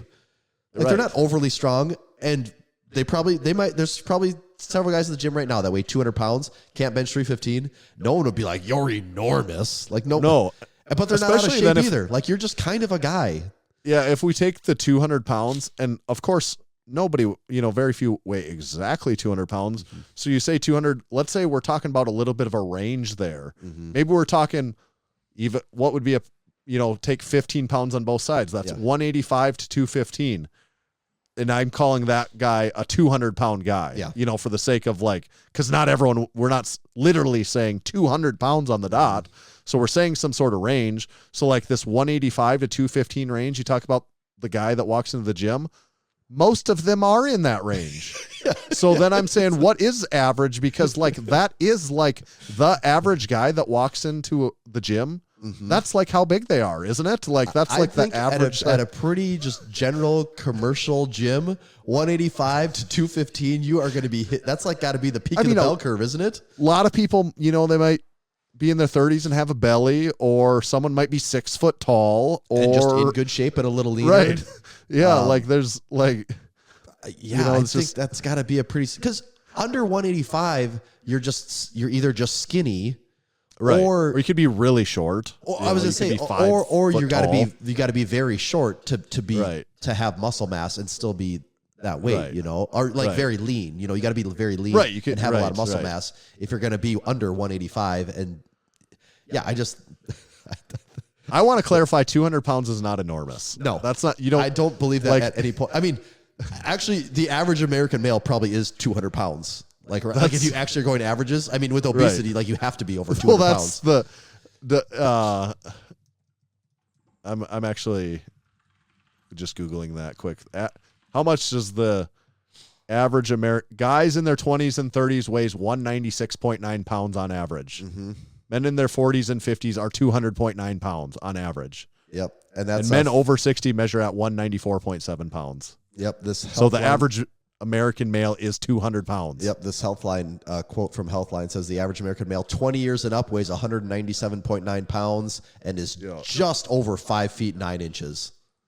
And we're not saying they're all jacked, but that's the whole point. That's Grant's. You know, we're talking about can the average person get there. So the average man is 200 pounds. Based off of this, your average is 200 pounds and 5'9.5". Right. That build has the potential to bench 315 all day long. For sure. Some people might have physical limitation, injury history and different things that they can't get there. But just generally speaking, I feel like that person, if they ask me, could I ever do it? I'd say, yeah, probably. Stick around. And here if you're for on the heavier side, years you probably have more of an advantage to get there quicker than the skinnier guy. Okay. Next, as long as I just dove into this video head first and I just started writing down everything that stuck out to me. He said, and I quote, "I literally have the world record for men over 40 in the 90 kilogram division." He's talking about the bench press at 451 pounds. So he's saying for the 198 men over 40 division, he has the world record bench at 451 pounds. I mean, that's got to be like a state record, right? In some he said specific federation. The world record for men in four. That's not a Masters and I was like, record. That seems off. That seems very low. I do not believe that. So I went to open powerlifting. Do you know what the record is for men in at least 40 in the 90 kilogram class? Men over 40 in the 90 kilogram class. Tested or you know untested? What the record is? I just went the record. He didn't. I rewatched. Right. He did not say tested or untested. Oh, the world record has to probably be 6 something, doesn't it? It's 557. Okay, 5. Yes, for men over 40, 557. Yeah. So he does not have the record. He's more than 100 pounds under it, and 451 pounds would be good enough for a tie at 55th place with like 20 other people. So, and then if he wants to say natural, I'd have to slice that pie differently and look at it again. I have a hunch that's still not the world record. You know that's not the world record. He's got to be talking about some specific federation world record. I would be surprised natural if that's still even top 10. 450 Masters, that there's just... I mean, no. The beauty of this is 198 there's strong ass lifters in the 198 pound weight class. Yes. Like that's even Masters. Again, the 200 pound men, that's well, that's the beauty of this is that you can't debate that. So if he's going that's why I wanted to pull up those numbers that I'm like, don't call that a world record. That's kind of one of our running jokes. Is he's like busting out the Massenomics record holder t-shirt there and calling his whatever he's done some bogus world record. Yeah. Well, and if your video is going to be like based off of picking things apart, like by the word, then this is like immediately like your argument starts to fall apart when your own points don't hold up under your set of rules. Right. While you're looking that up, I'll bring up one more point that he makes here. I don't know if you'll be able to slice. Like it's tricky of what federation you divide it by to find tested records, but anyways, he also says Grant's whole thing is a logical fallacy. He says Grant's fallacy is because Grant talks a little bit about his personal experience there of how long it took him to get to the 315 pound bench, and he says Grant's statement is a logical fallacy. Grant thinks because I can do it, everyone can. And if I would self-reflect honestly, we'll talk about some of our own experience and opinions. Maybe I could see some bias. I could see myself biasing that way when I think about, we talk about our own story. I'm like, well, it quite honestly didn't take me that long to bench 315 pounds. So if I'm being fair, that's probably stuck in my head at least to some degree. So when I'm talking about it, I think I have some sort of bias there because I just know personally what, my own experiences that weighs into the what I talk in my opinion on the subject. So I don't think that's a completely discredited opinion in a way. But I also don't believe that's how Grant got to all his points that he made in his video. That he's. I don't think so either. Grant, coaches enough people from enough age groups and everything Right. that I think has more of a perspective than just I did this, so clearly everyone else should be able to. Yeah. I mean, I almost think it's flipped the other way of like Greg has apparently seen like guys on steroids that can't bench 315, so he's decided that no one can bench 315. Yeah. So of course, what people say on the topic is going to be based on some of their own personal biases and opinion. Greg's just like Grant's, ours just like theirs. So when he says all of Grant's points are logical fallacies, I'm like, we're all biased. You can't. We just talked to someone, Coop. He's like, well, you can't remove all your bias. Like bias is like you can do your best to look objectively, but bias is ever present. Well, Could you find anything on open powerlifting? I can't even find him. Like when I start putting in masters, I can't even get him to pull up. Well, as long as we're talking about open powerlifting, I do have some open powerlifting stats in regards to this 315 pound bench press topic. Okay. And the last one, or the first one I'll bring up, is to the last point of Greg's from his video. He gets off of 315 and he goes into how hard, like to compare, he says how hard it is to bench even 225 pounds. Talk about that as an accomplishment, that's this, that's almost like this pie in the sky goal for some people. Here's the stat. Out of 351,965 total recorded lifters, these are men in raw. Okay, so this is open Raw powerlifting men. stats you're referring to right now. Yeah, this is an open power. This is what I pulled to talk about him saying 225 is an unattainable goal for so many people. So we got a pool of 352,000 lifters. That's all the male raw lifters that have a bench press recorded. 278,500 of those men in open powerlifting have benched 225 or more. So that's 79% of all men in open powerlifting have hit 225. Okay. And now these are powerlifters. Yeah, so you have they do have a bias towards taking their Right. training more seriously than you Right. could say the average person. Right. But it is the stats that we have, and I think, so it's worth noting 80% of all men that have ever powerlifted and had had those numbers recorded in open powerlifting, which I don't know. Open powerlifting has a lot of data at this point. It's, probably a great sampling. If you added more, the numbers are probably going to stay fairly similar, even if you're adding in old meets. But so 80% of the men that ever try powerlifting at least once hit 225 or more in their meet. Yeah. So but that is powerlifters is the caveat to that. And with all this of open powerlifting, that is how many guys? There's a ton of every dudes in the gym that are America? stronger than people that compete. Yes. Like we have it in our gym. We have like I mean, it is not absolute horses that I can never say, do powerlifting.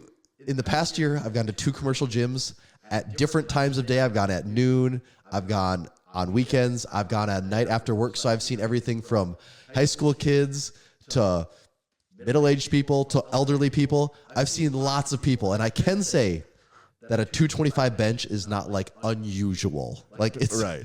It's I'm not going to say every guy in there's doing it, but like it's not unusual to go in and to see someone benching 2 plates. Like that happens. Right. So then back to open powerlifting and back to the topic more so of 315, which is the topic at hand. Out of those 352,000 lifters, 123,235 of them have hit 315 or more. So that's 35% of the male lifting pool. A little over a third of the men that have ever done a powerlifting meet and got it recorded in open powerlifting have hit 315 or more. What would be an interesting number to look at there is if you look at weight classes over 200 pounds, how many have done that? Because I would guess this is all male weight of all ages. This is every age of a man. This is like a 5-year-old, if they, whatever the youngest is, to a 90-year-old. Yep. And I would guess if you actually skew that to what we defined as our average here, if you looked at, and who Grant is kind of targeting here, right? He said where it's much more realistic. If you took weight classes 198 and over, and I bet if you looked at, let's just even say like teen to even 50, the number of people that bench 315, that might be closer to 50% there, maybe even more. Right. To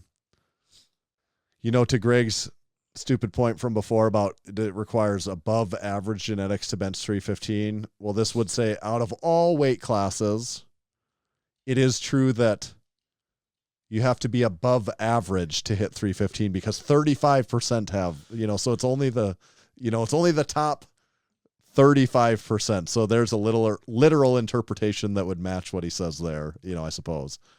Other stats, heaviest bench of all time, raw, of course, is Julius Maddox, 782.6 pounds. Lightest recorded bench of all time in open powerlifting. Any idea what that could be, Tommy? I need some further clarification 10 pounds on this. or something? 5.5 pounds. Wow. The lightest of, so what were begs the question, what were they benching? That's what bar are they using that is sanctioned for a meet and can weigh 5 pounds? There's a number of them that fall in this like 5.5. So there must be something that they have out there that they're, And like these could obviously be kids or, I would assume more than likely it is children, but. And then one other thing I looked at, the 114 pound weight class, the lightest men's weight class that exists out there. The top three, and this doesn't tell us anything other than I just thought it's interesting for the sake of conversation. The top 3 raw full power benches for guys that weigh 114 pounds. Now, these are the best at it, but these are men that barely weigh over 100 pounds. They're the top 3. What do you think the world record is for someone that weighs 115, which is a small man? It's 115, you said? 115? 114 is actually the weight class. A triple body weight bench would be like what, 345-ish? Yeah. I'd say somewhere around there, 350-ish.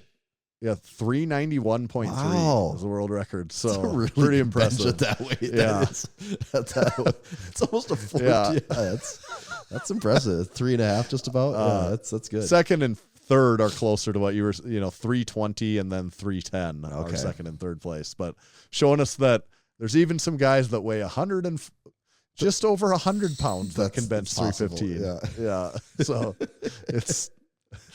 it's even possible if you weigh 100 pounds. Yeah. I will say with this whole thing, I still take Grant's side that if we're going to, I think, frame this argument in good faith and say like, yeah, we're talking about able-bodied people that are in their 20s to 40s that actually are, look at Grant's channel.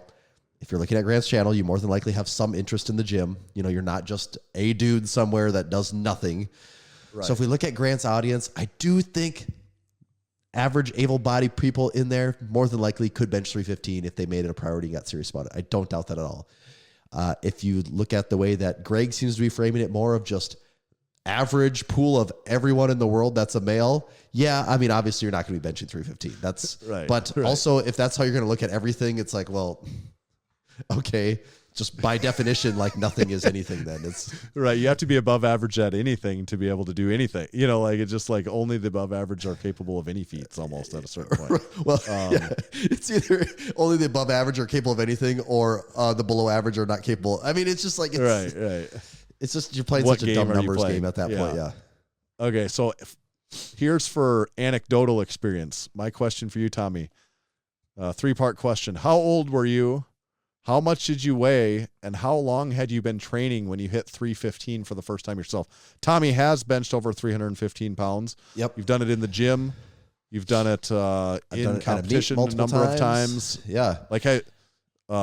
So what, how old were you? How much did you weigh? And how long do you think you've been training? Okay, so you'll have to help me out with some dates here. When was the first Massenomics gym? Massenomics gym. When did it open? In 2015, I guess, right? I need a better way to verify that. That comes up all the time, and I always can forget shit. It must. Okay, so that first powerlifting meet that we you were and I getting did, ready at the Y, and that was and that was in March of 2015. Yep, and this is 20. So it must have been 2016 is when Massenomics gym opened, I think. Or Because did we have the gym for the second? I think it was October of 2015. Okay, yeah. All right, October 2015. First time I benched 315 was just a few months into Massenomics gym starting. So at that time, I have to. So maybe the very beginning of 2016. It could at the latest it was the beginning of 2016. At the earliest it was end of 2015. Right. And I'm looking here. I did a meet that spring. Yes. And I weighed in at that meet at 199 pounds. So, but is that when you were really sick and pooped your? I was pretty sick. Yeah. So so you might have weighed a little more than that. Yeah. So I think I went into. I mean, I was in the 205 class, so I would have comfortably been at 205. Right. So this would have been a few months before that. I think it's safe to say I tried to bulk into that as much as I could. So I would have been weighing right around 200 pounds at the time. Like, yeah. I mean, I might have weighed 198. I might have weighed as much as 204. But I was not over 205 for sure at that time going in. So right at I'm fitting the average. I was right at 200 pounds.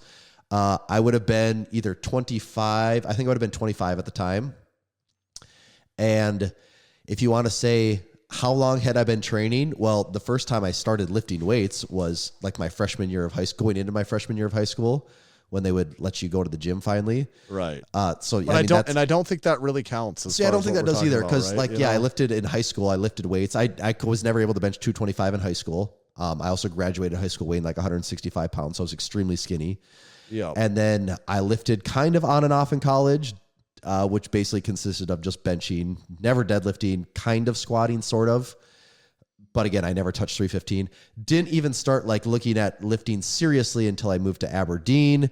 I moved to Aberdeen in March of 2010.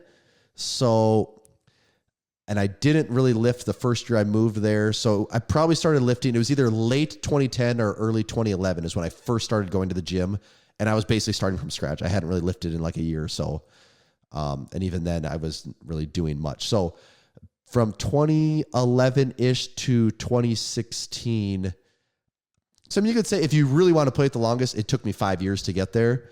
Yep. But and you weighed about 200 pounds. I weighed about 200 pounds. Was I that 5 years, was I running a program and like serious? Like, no, for the first year or so, I was probably just kind of going to the gym and just like learning things and doing things. You're probably for sure benching normally. Oh yeah, definitely benching. But like, it was like, I was like, oh, I think in high school we did like a pyramid. We did like 8 sets, or we did like a set of 8, a set of 6, a set of 4, a set of 2. And like, I kind of just did that for a while because I had no clue what I was doing. So it was probably about a year in where, so it would have been like, 2011, 2012, somewhere in there when I actually started following a program with some periodization, like actual progression in it. So from there, I think it's safe to say it took me 4 to 5 years and some gaining of weight, gaining about 30 some pounds to get to a 315 pound bench. And you were probably... I was about 25, maybe 26, maybe 26, 26 at the very oldest. Yep. So you got there reasonably, really honestly with not that... I mean, you weren't working hard for that long by the time you got there. No. Like that was actually really. It took me way longer to hit achievements in deadlift than it did in bench, for sure. Right. Deadlifter was much harder for me to move than my bench was at that time. Yeah. By the time you got to 315, like you had been training pretty hard for a while. Though, yeah, I would say, because at that point, by the time I got to 315, I had done my first powerlifting meet in March of 2015. Earlier actually, that year, less than 12 months. Yeah, actually, it was like less. It was probably 9 months after my first powerlifting meet is when I benched 315 for the first time. Right. And really, like where training got serious was the one day you were like, "Hey, do you want to?" I didn't even hardly know you. Were like, "We're gonna do this powerlifting meet. Do you want to do it?" it's in like 4 months. And I'm like, yeah, 4 months. Yeah. Oh my God, that's a long time to train. Like that just seemed like years away. Isn't that funny how that seems like, and now it's like 4 months. I don't know if you could ask me ever if I would want to do a meet 4 months out. That's not enough time to get ready for that. Yeah. Okay, so that's your experience. Yeah, did I answer all the questions there? Was that all of them for? Yeah. Okay. I've got a couple other questions. I guess I'll share my I would say you have to thoughts on give that. How old? Let me think of the year, I guess. So when I graduated high school, I had been dinking around in the gym, and I could bench 225 for a set of like 5 or 6. My max, I don't know if it would have been about. I probably couldn't have done 275. Maybe I had done. I was going to guess it's got to be around remember. there, pretty close. Yeah, I just don't know if I was like efficient enough at it that I could, like I just wasn't good at it yet. So I probably was almost in that strength area. I just don't recall doing it, but I do know that I got 225 for what was probably in hindsight looked like a very sloppy set of like 5 or 6, something like that. So that was when it would have been when I was 18 in like 2005. But then I really didn't start lifting at the gym again until started a little bit in 2006 or maybe the end of 2005. But then I went to basic training and kind of stopped for, wasn't into it. But so then it was like 2006 and 2000, it was 2007 when I really started going to the gym, and I wasn't powerlifting. I was thinking like, I'm going to read Arnold Schwarzenegger bodybuilding book of methods. And but going to be a bodybuilder, but yet still just kind of like pyramid set everything you do. And like, I really wasn't squatting yet. I was, in 2008 or 9 is when I started to deadlift. But, so here, 2009 is when I was deployed to overseas, and I know I could already bench 315 pounds before then. I would say I benched 315. I'm kind of estimating just on the timeline that it was probably in 2008 when I benched 315 for the first time. Okay. Because I know in 2009 I could bench like 365. So I think probably about 2008 when I would have been 21. I was 21, 2008. I had been lifting serious for a year or two. And not powerlifting at all, just like going to the gym and basically like doing pyramid sets. But I would work up to heavy sets all the time. Mm-hmm. We'd like to say like, oh, we're bodybuilding, but we would do like max out, like every month or whatever, like, it's been a month, better max out. Yep. That sort of thing. So then that's probably when I did 315. How much did I weigh? I didn't weigh. I hadn't gotten real heavy yet, but I wasn't really light. I probably would guess I weighed like 235 or 230, something like that. 235 is probably. So 21 years old, 235 pounds. How long had I really been training? I would say a year or two. To be fair, like I am bigger than average. Mm-hmm. And probably came to me a little bit, if we're really talking about what I consider, I guess my weird thought of what average is, like, to be fair, I have some advantages in that than the average person. And you also had, if you really want to split this up, you did have way more of a general fitness base than most people too at that age. Right. As far as experience goes between the gym and just general fitness. So I do recognize that it wouldn't be as common for the average person to hit it probably as easily as I did. Mm-hmm. I'm not saying that it was easy in this, like, I'm sure the first time I did it, it was exceptionally hard, and I'd probably been trying to do it for like 5 months. And, but like, if you look at the age, training time and everything is what I mean by easily. So then I would ask you, what are equivalent benchmarks to you for the squat and deadlift? If 315 is what we're talking about on bench, what does that mean to squat, what weight, and what does that mean to deadlift, what weight? Yeah, so for me, if I were to say my equivalents versus what I think the average person's equivalents are, I think it's different because deadlift has always been a challenge for me. I mean, to me, deadlift and squat are almost the same. Like, that's just how I've always been. If my squat goes up 20 pounds, my deadlift goes up 20 pounds. And that's like, they're basically going to end up at about the same number. But I don't think that is how the average person works. Like, I know for a fact you can get regular ass people that can go pull 4 plates, but they can't squat 315. And to me, like that's crazy because that's never been my personal experience. Yep. So if we were to actually say the benchmarks, I think a pretty standard good benchmark is like you can sufficiently say, yes, that person is strong. If they can bench 315, if they can squat 405, and if they can pull, 5 plates, 495. But looking at the 3 of those there, I think the squat's probably the easiest one in that group. But all of those to me are very attainable if you actually make the gym a priority for a few years. That's what it takes. Yeah. Like none of the, actually I shouldn't say none of those happen on accident. If you're big, like if you're 250 plus, those can almost happen on accident actually. Like the rules kind of don't apply to you now. But if we're going to look at like a 200 pound person, 5'9" to 5'10", about 200 pounds, I think all of those numbers are very achievable if you actually make the gym a priority in your life. Right. And some people probably are genetically genetically the least inclined to make progress on getting strong. So for some people it may, and this was kind of, I think Grant made this point, for some people it's going to be a way bigger hill to climb than others. Mm-hmm. And like, that's recognizable. Like some people, like you might be listening and being like, well, fuck, those are insane. Like I'd never hit any of those. Some people that I believe that. Like, I'm not saying every single person if should be able to. This, and if you're like 5'5" and 150 pounds, like, man, you got a long road ahead of you. It's not undoable, but you have and maybe it's not worth it for you. The card you might not want to is going to be much harder than the guy that's like 20 years old. He's 6'5" and he weighs 240. Like you guys are on very different paths to how you're going to get there. Right. Like it's you got to understand that. But again, if we're looking at 5'10", 200 pounds, you might not get to the 500-pound deadlift, but you might have a 450-pound squat and a 450-pound deadlift. I mean, so we're kind of coming to a 1,200-pound totals is basically what it's getting to.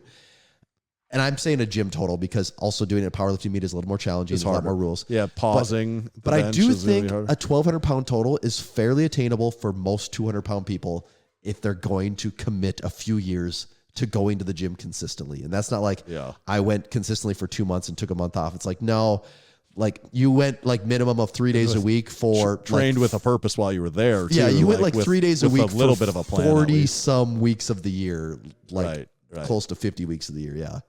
Yeah. Which for us, like some people that sounds crazy, like the people we're around, like that's I mean, how many guys do you think go to the Massenomics gym that they go 3 days a week, 50 plus weeks a year?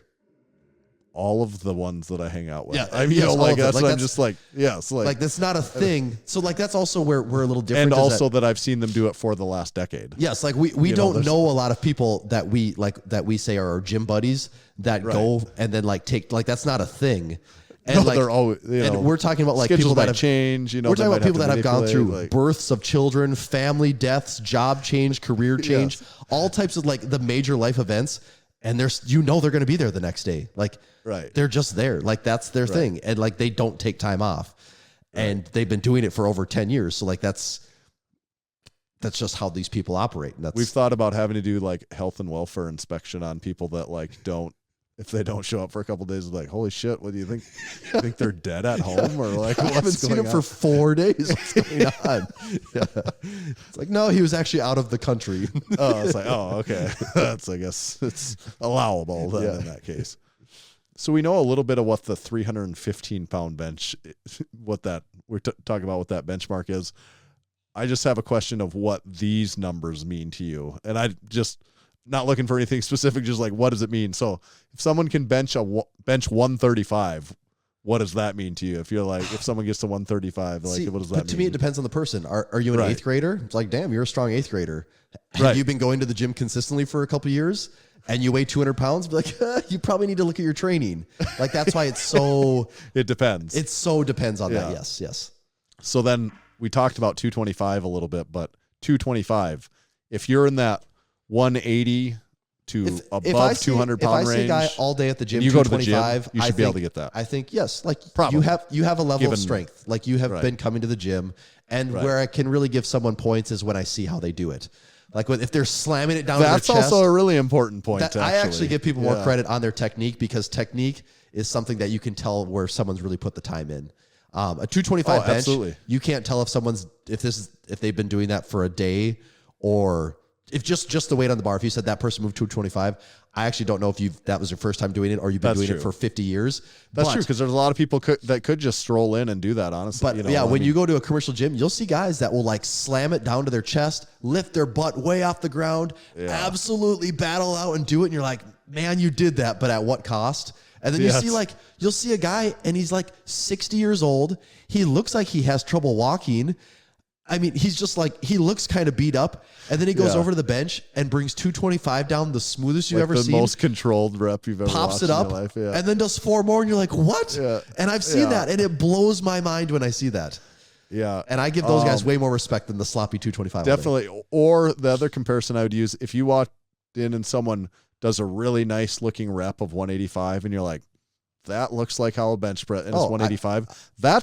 That is definitively more impressive to me than watching someone do a terrible 225. And that's where, even if you're talking like a full quarter jump there, going like the nice looking 185, I'm like, that person has ability to add weight to what they're like. And that's if the they thing keep doing it like that, it's gonna get higher. Yeah, because when you see it clean, you're like, I actually don't even know what the top end. They did 185. Right. Could they do 250? Could they do 315? Whereas when you see the super sloppy 185, you know it's like that is your max. Like that's and also when I see someone do it with the horrific form like that, that's also the least conducive to ever adding to actually getting stronger. Like I'm like, I see you got that 225, but now I feel like I'm going to walk in 6 months and you're going to load up 225 or maybe 230. I was going to say, do that. It's going to be 235 and it's going to be pinned to your chest. Right. So, but where the person that did a really nice looking 135 or 185, I'm like, that person has the ability, if they stick around, that number is going to increase. Like the number's going to get higher. Absolutely. So we talked about 315. What about 405? Because Greg mentions 405 once, or Jory and Grant even talk about it a little bit. Like that's very strong. Like if someone benches 405, you're I've only really seen strong. In the commercial gym, I've only seen one guy bench over 365, and that was a year of going to a commercial gym, multiple locations, tons of people you see coming in and out. I only saw one guy ever bench over 365, and I mean, very strong upper body for sure. It was the classic case though of like, I'm actually not sure if that guy could squat 315. Right. But yeah. Once you're like over 350, I mean, you're strong. You're very, very strong upper body. There's no taking that away from you. You can have sloppy form, all that, but you are for sure strong. And I would say it's obviously possible to get to 405 natural without steroids. It is a challenge though. Like those numbers get a lot smaller. You need to be big, honestly. Like you probably need to be big if you're not if you're going to be natural. You probably need to be big, honestly. Like that's really the only like looking at weighing 200 pounds and doing that is pretty tough. Like you got to have everything dialed in. If it's going to be 200 pounds, or you need to be on steroids. Honestly, like that's going to be your other possible way to get there. Or you really do need to have freak level genetics. Some people, they're certainly. I've seen 200-pound football players that are, I'm sure, are natural that can do that. But that's not common. That's like, that's not normal. And if you need, in our limited bubble of proof, just anecdotal, go to the state powerlifting meets. The number of people benching over 400 pounds is incredibly low. Way more 600-pound squats than you do 400-pound 700-pound deadlifts. Yes, and 700-pound deadlifts. There's more 700-pound deadlifts than 400-pound benches. Yeah. And then the last one would be 495. That's the last one I wrote down for what does it mean or what. And, that is to the territory where you're either, absolutely enormous. Like you're probably weigh 350 or more, or you're on steroids or some combination of those two. Like probably. Yeah. There again, there could be extreme outliers. And also 495, though, you've put a lot of time into it, though. Still. That's probably the biggest point. Yeah. I kind of glossed Especially over that. When we're like that means bench. Like if you're any human being, regardless actually of any of those other factors, if you're benching 495, that means you have been busting your ass in the gym for a long time. Yes. And probably you have well above average genetics. You have a perfect ethic, storm. You have the work ethic. You have the size, the experience, and maybe a little extra variable on your side. Yes. You have to have at least 3 of those 4 going, though. Like, you don't get to 495 on accident. No. Like if someone's, We're talking bench. You can get to 495 on accident kind of on deadlift. That's not that crazy. That does happen. That does happen, but not on, I mean, you're a monster. Like, I've only seen monsters that can bench 495. I've never seen a guy that benches 495 that their upper body is like, where does that come from? I mean, there's videos of people that look kind of small online, but I've actually never met a guy that benches 495 that doesn't look like it. Right. Yep. That's it. Any other final closing thoughts on benching 315? I think it's very doable for a lot of people. It's just how serious do you want to be about it? I really do. And if you're going to take Greg's approach here, where you're going to very slice things, well, okay, yeah. By definition, by numbers, everything is. I mean, you just got to Google what average is, and then he'll know it. But I think if we're going to argue in good faith, we're talking about fitness going people that have an inclination towards being slightly more serious even than the average fitness going person. Yeah, I would say it's potentially doable for a lot of those people, but I think ultimately a lot of people will find it's not worth it enough to them. And that's what most people that's what are going to find. Like, if I'm being fair, either I actually don't like eating that much, or I don't like the discomfort of. There's people that might even like going to the gym, but they find they don't like the discomfort of moving weight because that is very much a part of it. And then there's even a step down is there's just people that don't like to show up enough to do it. So you have to show up. You have to be able to take the discomfort of it. You have to be able to have a smart enough approach to get there. And then you also have to make sure your intake and diet and recovery are all in line too. Yeah. So that's benching 315 pounds. Yeah. Did you? They don't call it a title topic for no reason, do they?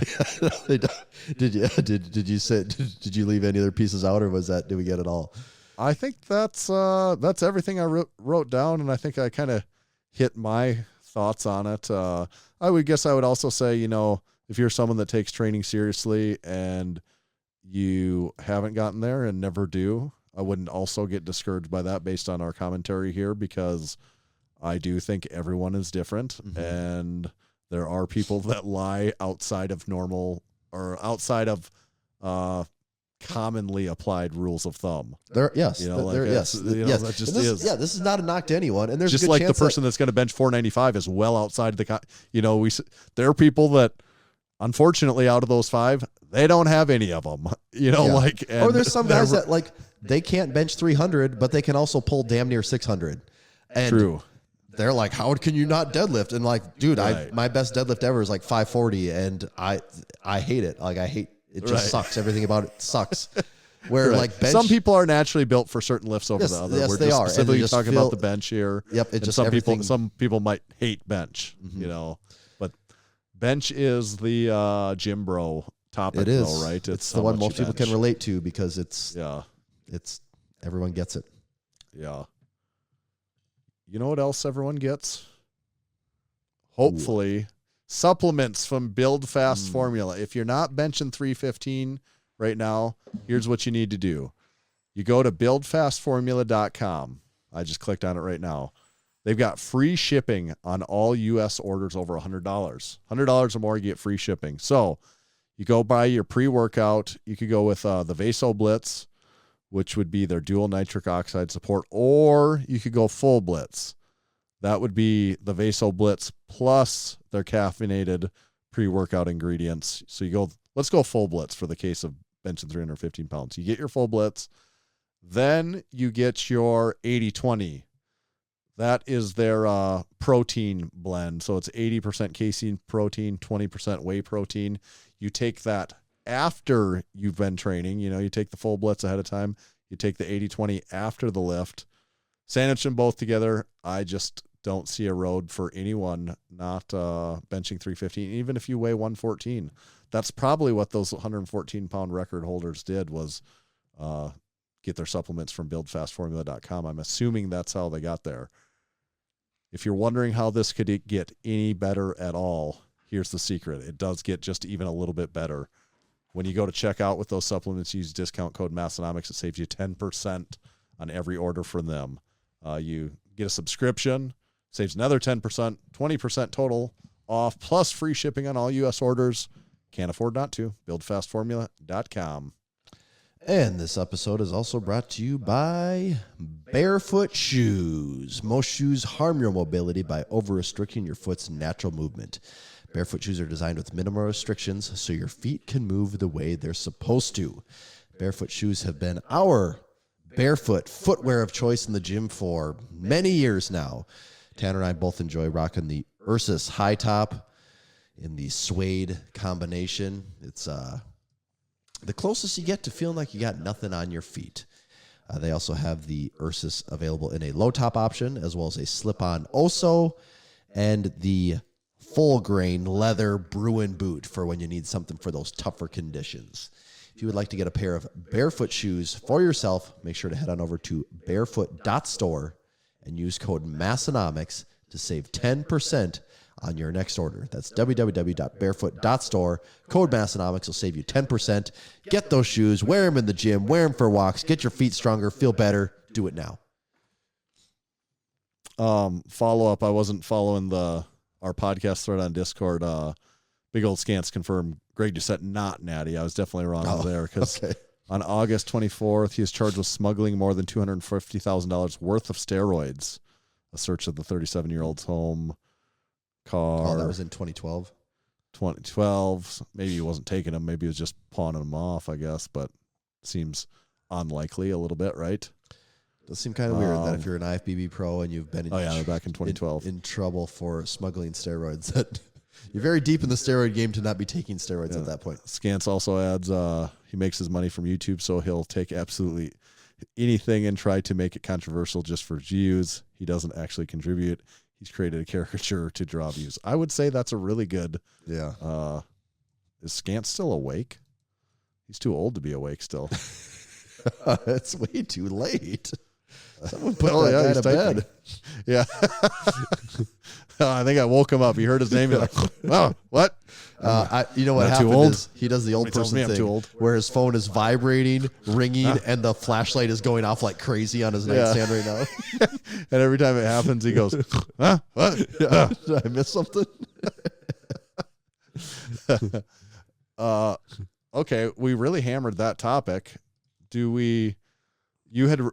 I had a music topic from a few weeks ago. I don't know if we'd have time to get into that. You also had a topic of taking memes seriously. Is that something we've talked about? Or it still blows my mind. Yeah. You had the meme. So we had a couple memes go pretty big, but the one where was it Leonardo DiCaprio? Was that why can't I think of what that? What was that from? Shutter Island or something? Oh yeah. Okay, yeah. Is that what it was from? I have actually seen that movie. Well, really? Yes, I have actually. Yes. Shutter Island. And what is he even saying in there? It's like, yeah. You said my wife. Yeah. My wife.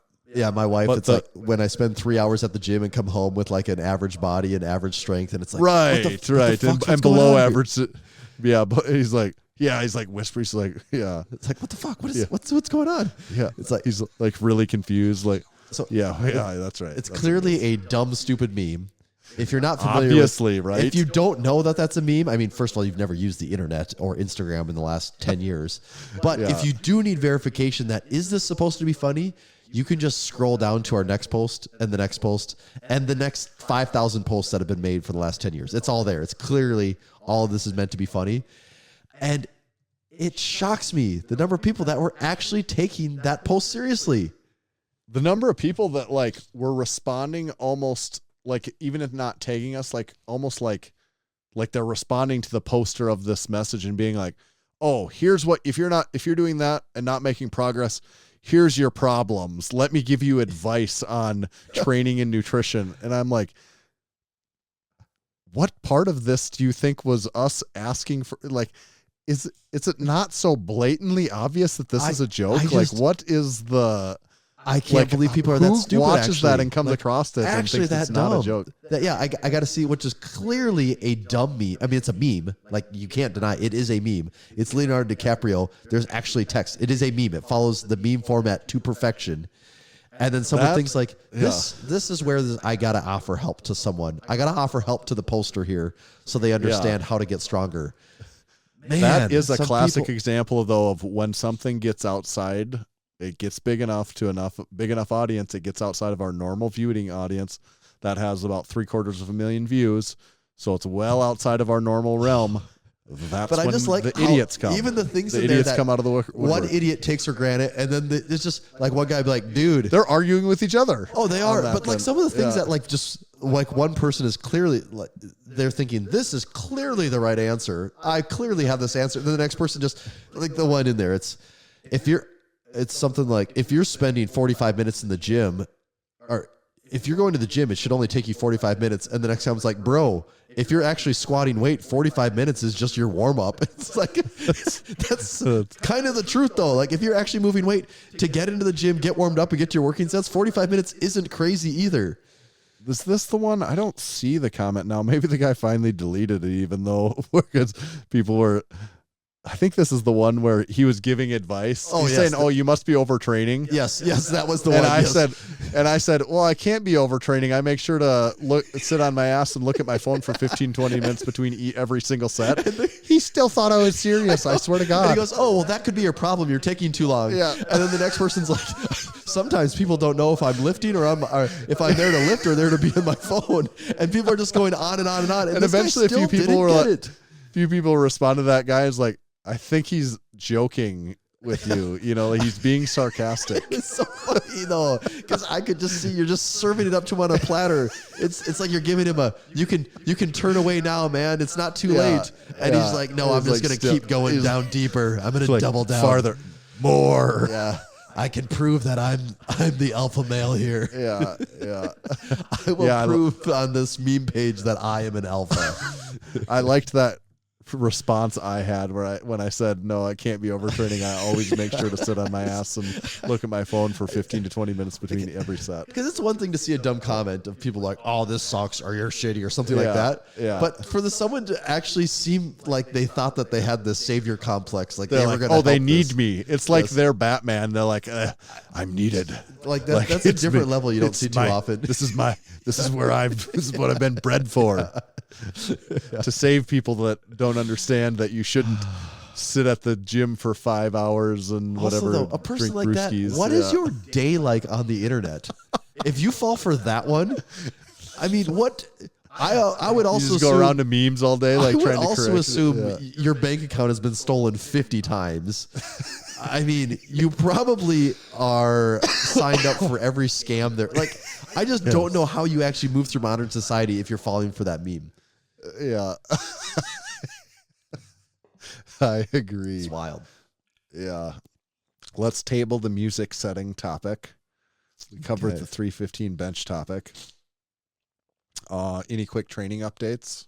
Well, I've got a couple little things in the gym. I got my barbell rescue brush. Oh, nice. So, what color? The red insert, obviously. Nice. Good choice. Yeah. So got that. Came in. High quality, of course. I'm very happy with it. Use discount code UNPAID. I did. Plus, they had a Memorial Day sale going on at the same time too. So stacking those things, it was cheap. Oh, nice. Like $35 or something.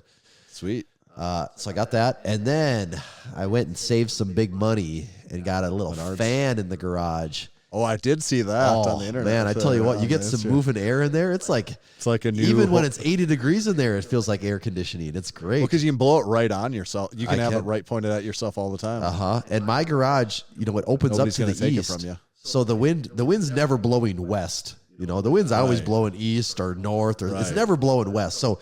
Right. I'm never getting air in the garage. I can usually step out and get some decent air, but it's always just still in the garage. So to have that fan in there, it's money. It's good. Yeah. That's probably a worthwhile upgrade. Oh, plus those fans are on 20-inch fans on sale for like the $38 at Menards right now. It's a steal. All right. You brought up the wind. That reminded me too. Check out our YouTube video from this week. We new YouTube videos every week in addition to the podcast video, but we had a training vlog, you and I training together in your gym. Mm-hmm. And I didn't really even notice. And I don't even recall it being that windy that day. Well, it actually wasn't that windy. I mean, I only had the top pins because the flags are no, moving. but when we do go outside to Oh. the back of my pickup, I'm like, because someone said like, holy crap, like that's a that actually windstorm. I'm didn't like, oh, it stick out just to me seemed as like being a a windy normal day. day. Yeah. Yeah. I don't- But it was when you look, it's like, oh yeah, it was like the trees in the back are going like, Dude, the wind here has been insane lately. Has it been like that there? yes. Oh my God. Like where you're like, well, I guess we won't do anything outside. It's so windy that It's it's so terrible. bad. But like, I didn't even think it was bad that day No. until I looked at someone's comment and you see the trees and they're just like bending a third of the way That never down to even the clicked with ground. me. You know? I thought you were going to say because the flags were moving in No, the jiggle. And I'm right. like, well, to be No. fair, like those only the top pin was Yeah. done. They weigh like nothing. Right. Us just walking by would make them move. No, but when you were outside, it did look pretty windy I'll have to on pay the attention to that camera. part again. But like in my mind, I don't remember being like, oh, it's like so windy out here. No, you know, it's just- no, not at all. It was probably just not like horrifically windy. So you're like, not bad. We'll take it. That's pretty much what it comes down to now. So you got a few upgrades. Is it helping the training? You said you're a little sick. So it's not been on helping just your a training. little congested sinus thing going on, which isn't helping me. But bench day the other day was very, very good. Squat day, I'm getting right up there with my numbers. It's still moving just fine, so that's going good. Tomorrow is the real test, RP 10 deadlift day. So we'll see where we're at there. If I'm not feeling quite 100%, I might push that out to Saturday. But I would like to. I would like to get that one in tomorrow, though. That would be preferable. So training is still, as of now, going pretty good. So just slightly under the weather, but holding strong while under the weather a Just little bit. hanging on to, just taking what I can get. Yeah. Yesterday I had my heaviest squat that I've done. Not ever, did you but like do- in my thing. Was it Safety squat bar. You know, I'm still always using the on slant board, just Yep. not because I think it's more badass or as like a challenge or something like that.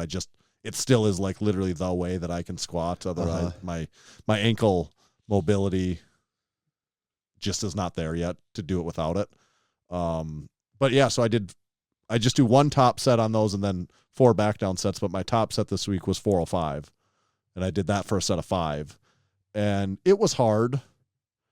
In my mind, it seemed even harder. Mm-hmm. And then when I watched it on film, I'm like, oh, like I think That's have more there. Like I just got to I'm getting more and more used to that feeling, but I'm like, I think there's, that's not the ceiling here yet. So, but a very promising threshold to be at the 405 for a set of 5 on the safety squat bar. that's great. Which, yeah. yeah. So, presumably I would do more if it was a back squat. Mm-hmm. Back squatting is easier than safety squat bar, but no intentions of moving to the back squat as of yet. If I'm kind of training for strongman-esque movements and not pinning my shoulders behind my back on the bar has been okay. I've been Your realizing shoulders some have benefit of appreciated that. Yeah. So, and I just don't have a real big reason to switch that at this point. So I'm probably just going to keep rolling with the safety squat bar. Maybe I'll throw in a back squat once or twice just for the heck of it. Just to, Honestly, it would but- you'd probably feel weaker in the back squat because you just haven't done that position in so long. I bet it would probably take me a few weeks to actually like just feel proficient get in it. that. Yeah, right. I don't think I would even just like finding my shelf on my back and like where I want to set Because that, I remember honestly. this fall, I went through probably a 2.5, 3 month period of safety squat bar. And I remember when the first time I went to a back squat, I'm like, I actually feel like I'm weaker in this. And then Right. that changed really quick. Yeah, But you have a for those, fast for those first adaptation few there. sessions, though, it did feel like, It no, felt this actually weirder, isn't what yeah. I've been used to now. I don't Right. feel as strong here. Right. My probably even the big news this week. I did implement an old form of what I would almost consider cardiovascular training that I haven't done in a while. I implemented it this week for a while. It's almost the first time in 3 months now that I, over noon hour, I went and visited some of my old friends and played a little pickup basketball. This Really? week. You So did? Today I did. Wow. Actually, I went on Tuesday and just kind of warmed up and shot around, and then there was a half court game, and I just played for like 15 or 20 minutes. So I was dribbling around, shooting, jumping, just trying to do a lot of layups and jumping and stuff like that. And then once the game started, there was a half court game going on, so I'm like, I'm going to try this for just a little bit today and see how it goes. And I'm wearing an ankle brace on my ankle, and It really felt pretty good, but I'm like, I got to see what this feels like tomorrow, which would have been the real test. Wednesday. Well, that tomorrow was when I squatted 405 for a set of 5. So, it obviously did not hurt. Like it was not hurting from that at all. So then today I wore my ankle brace, and I played for an hour, and it never really bothered me while I'm playing. I'm less mobile, especially with that. I have a big bulky brace on. Yeah. So I just can't move around the court as well, but I don't care about that. That's if it's the brace is any prevention of re-injuring it. that's a sacrifice I don't give a shit about. I'm certainly willing there. Mm-hmm. My ankle is tonight a little bit. I don't know that it's sore, but it's just I can tell I was very active on it today and doing stuff I haven't done on it for a while. I don't know what that means, but I'll go to the gym, back to the gym tomorrow. So I'll see how it feels. Is it back to regular shape, or is there still swelling of any kind in there? It's still restricted movement for sure. It just does not, I can still essentially with barefoot on the flat ground, not do an air squat really remotely because my knee will not go far enough, will not track forward. It literally I just haven't gotten back all of that range of motion yet. Yeah. And then it is a little swollen. It is. And if I'm on it a lot more, not even necessarily playing basketball, but basketball would certainly do it. It will become more, will get more swollen. And that's from 3 months ago, but not that painful. Not painful, I would almost say. Just it feels not normal, but not in a sense of pain. It just feels like it's still a little, but maybe that's just what it feels like forever now. I also don't know that. This is just part but it's of not you. painful, so I'm just I'm okay with that.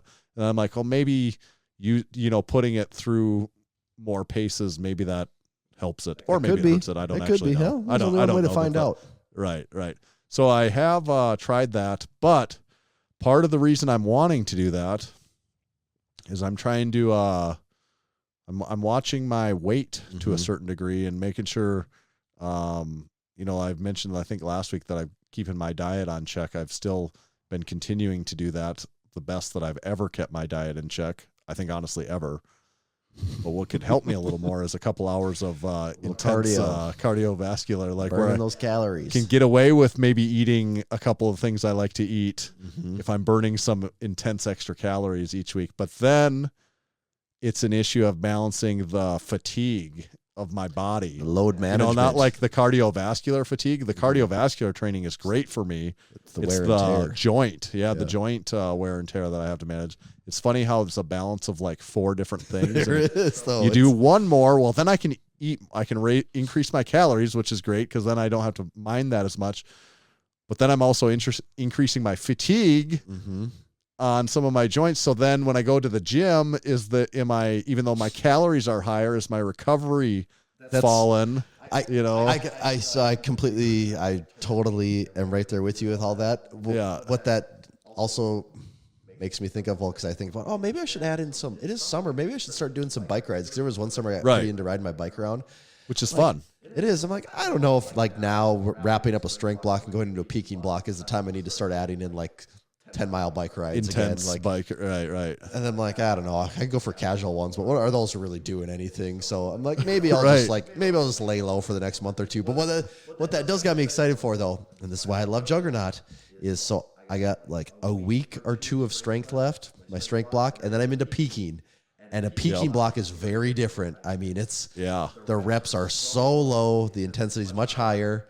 So I'm excited to take that on again. It's a different type of training. Very much, the strength has been made. We've talked about it. At that point, it kind of feels like the strength is the strength. He's in the barn. Now you're just looking at how good you are at expressing that strength from a technical standpoint. Right. So it moves into what I would think is more of a technical part of training. So I'm excited for that. But then when this is all done, I'm also excited to get on to some bridge that's block, why the hypertrophy phases in general are just excited for the phases. That is that's the beauty makes of phases, phasic training so fun, is that you don't have to do the same thing all the time. You can change it up, and training can always be fun, unique, and different, and that's what I'm really excited for. Well, you get through your peak, you test your maxes. In your case, maybe that's a powerlifting meet if that worked out. If there was something that popped up that was local where there was a lot of bodies, maybe it could pop up.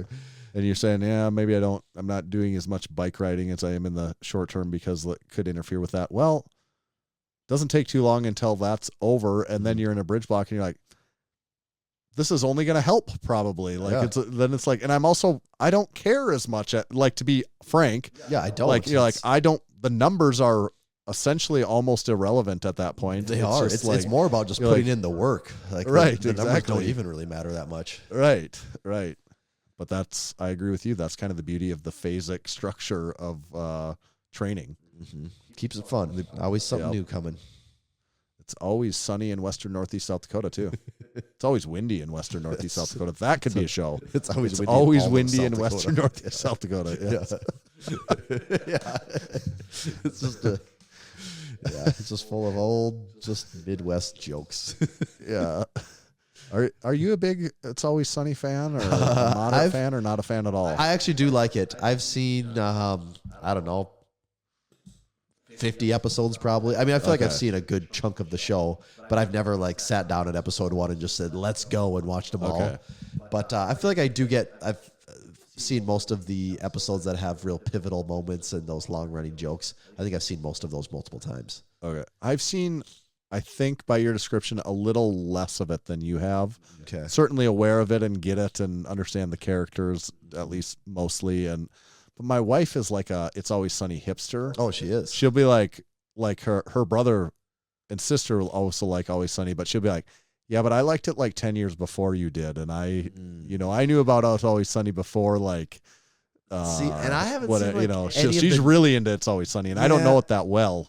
And they bring up these references, like I could bring up a Seinfeld reference. Yeah. And I'm always like, what is that? I'm always have to be like, is that Always Sunny? I think it is. I don't really get the reference, but it's kind of like rum ham. Something about that. It's in my memory maybe. Yeah, I'm looking, boy. Okay. I think probably my peak knowledge of Always Sunny falls in the 2010 to 2014 window when I just looking at a few of the episodes that stick out to me. It's more. Well, they stopped and made. Then there's really new ones. I think, right? Yeah, I haven't seen any of that newer stuff. Okay. Where they kind of look older. They're all old and stuff. They're all old and shit. Let's see. We covered the 315 bench. We covered It's Always Sunny. We covered. I'll put a teaser in here. AI. One of these days, I have thoughts on dumbbells. Putting that in. Okay, great. So next week we can talk about. Have you ever used them? Well, next week we can talk about dumbbells and music setting. It's a whole episode right there. Oh, we didn't even get to our deal of the week. I'll throw this out there quick. I did see a deal this week. Okay. I actually thought this was pretty decent. I've never seen Iron Master. Is it Iron Master? Iron Mind dumbbells, the spin lock ones. Yeah. What is it? No, I can't even think of it. Iron Mind dumbbells. Iron Mind. There you go. That's wrong. Samsonite is way off. Yes. I believe they're considered more of a... No, that's not right. Iron Master. There's two different brands. Okay. Yeah, Iron Master. They have the more square-ish plates. Yeah, that's what I was picturing. Spin lock ones. I know which ones you're talking about. Never seen them on Facebook Marketplace, and then I saw 2 listings for them in the same day, and they were both listed very close to the same price, even to where I thought I was seeing the same one. Twice. But what it was the 75-pound set, complete with the stand that it goes on. And I didn't even know they had this. They have an easy curl bar that you can throw the plates on too. Okay. And it went for $450, which actually is not too bad because retail, the 75-pound set is $700, the stand is $170, and the barbell is $150. So that brings you in a little over $1,000, and it was for sale for $450. So kudos to that person for going under 50% on that thing. Wow. Yeah. And then there was another set that was for sale for $550, but it didn't include the curl bar. Okay. But both were going somewhat cheap in comparison to new. Yeah. So that's our deal of the week. That's the dealio. Okay. Coolio. dealio.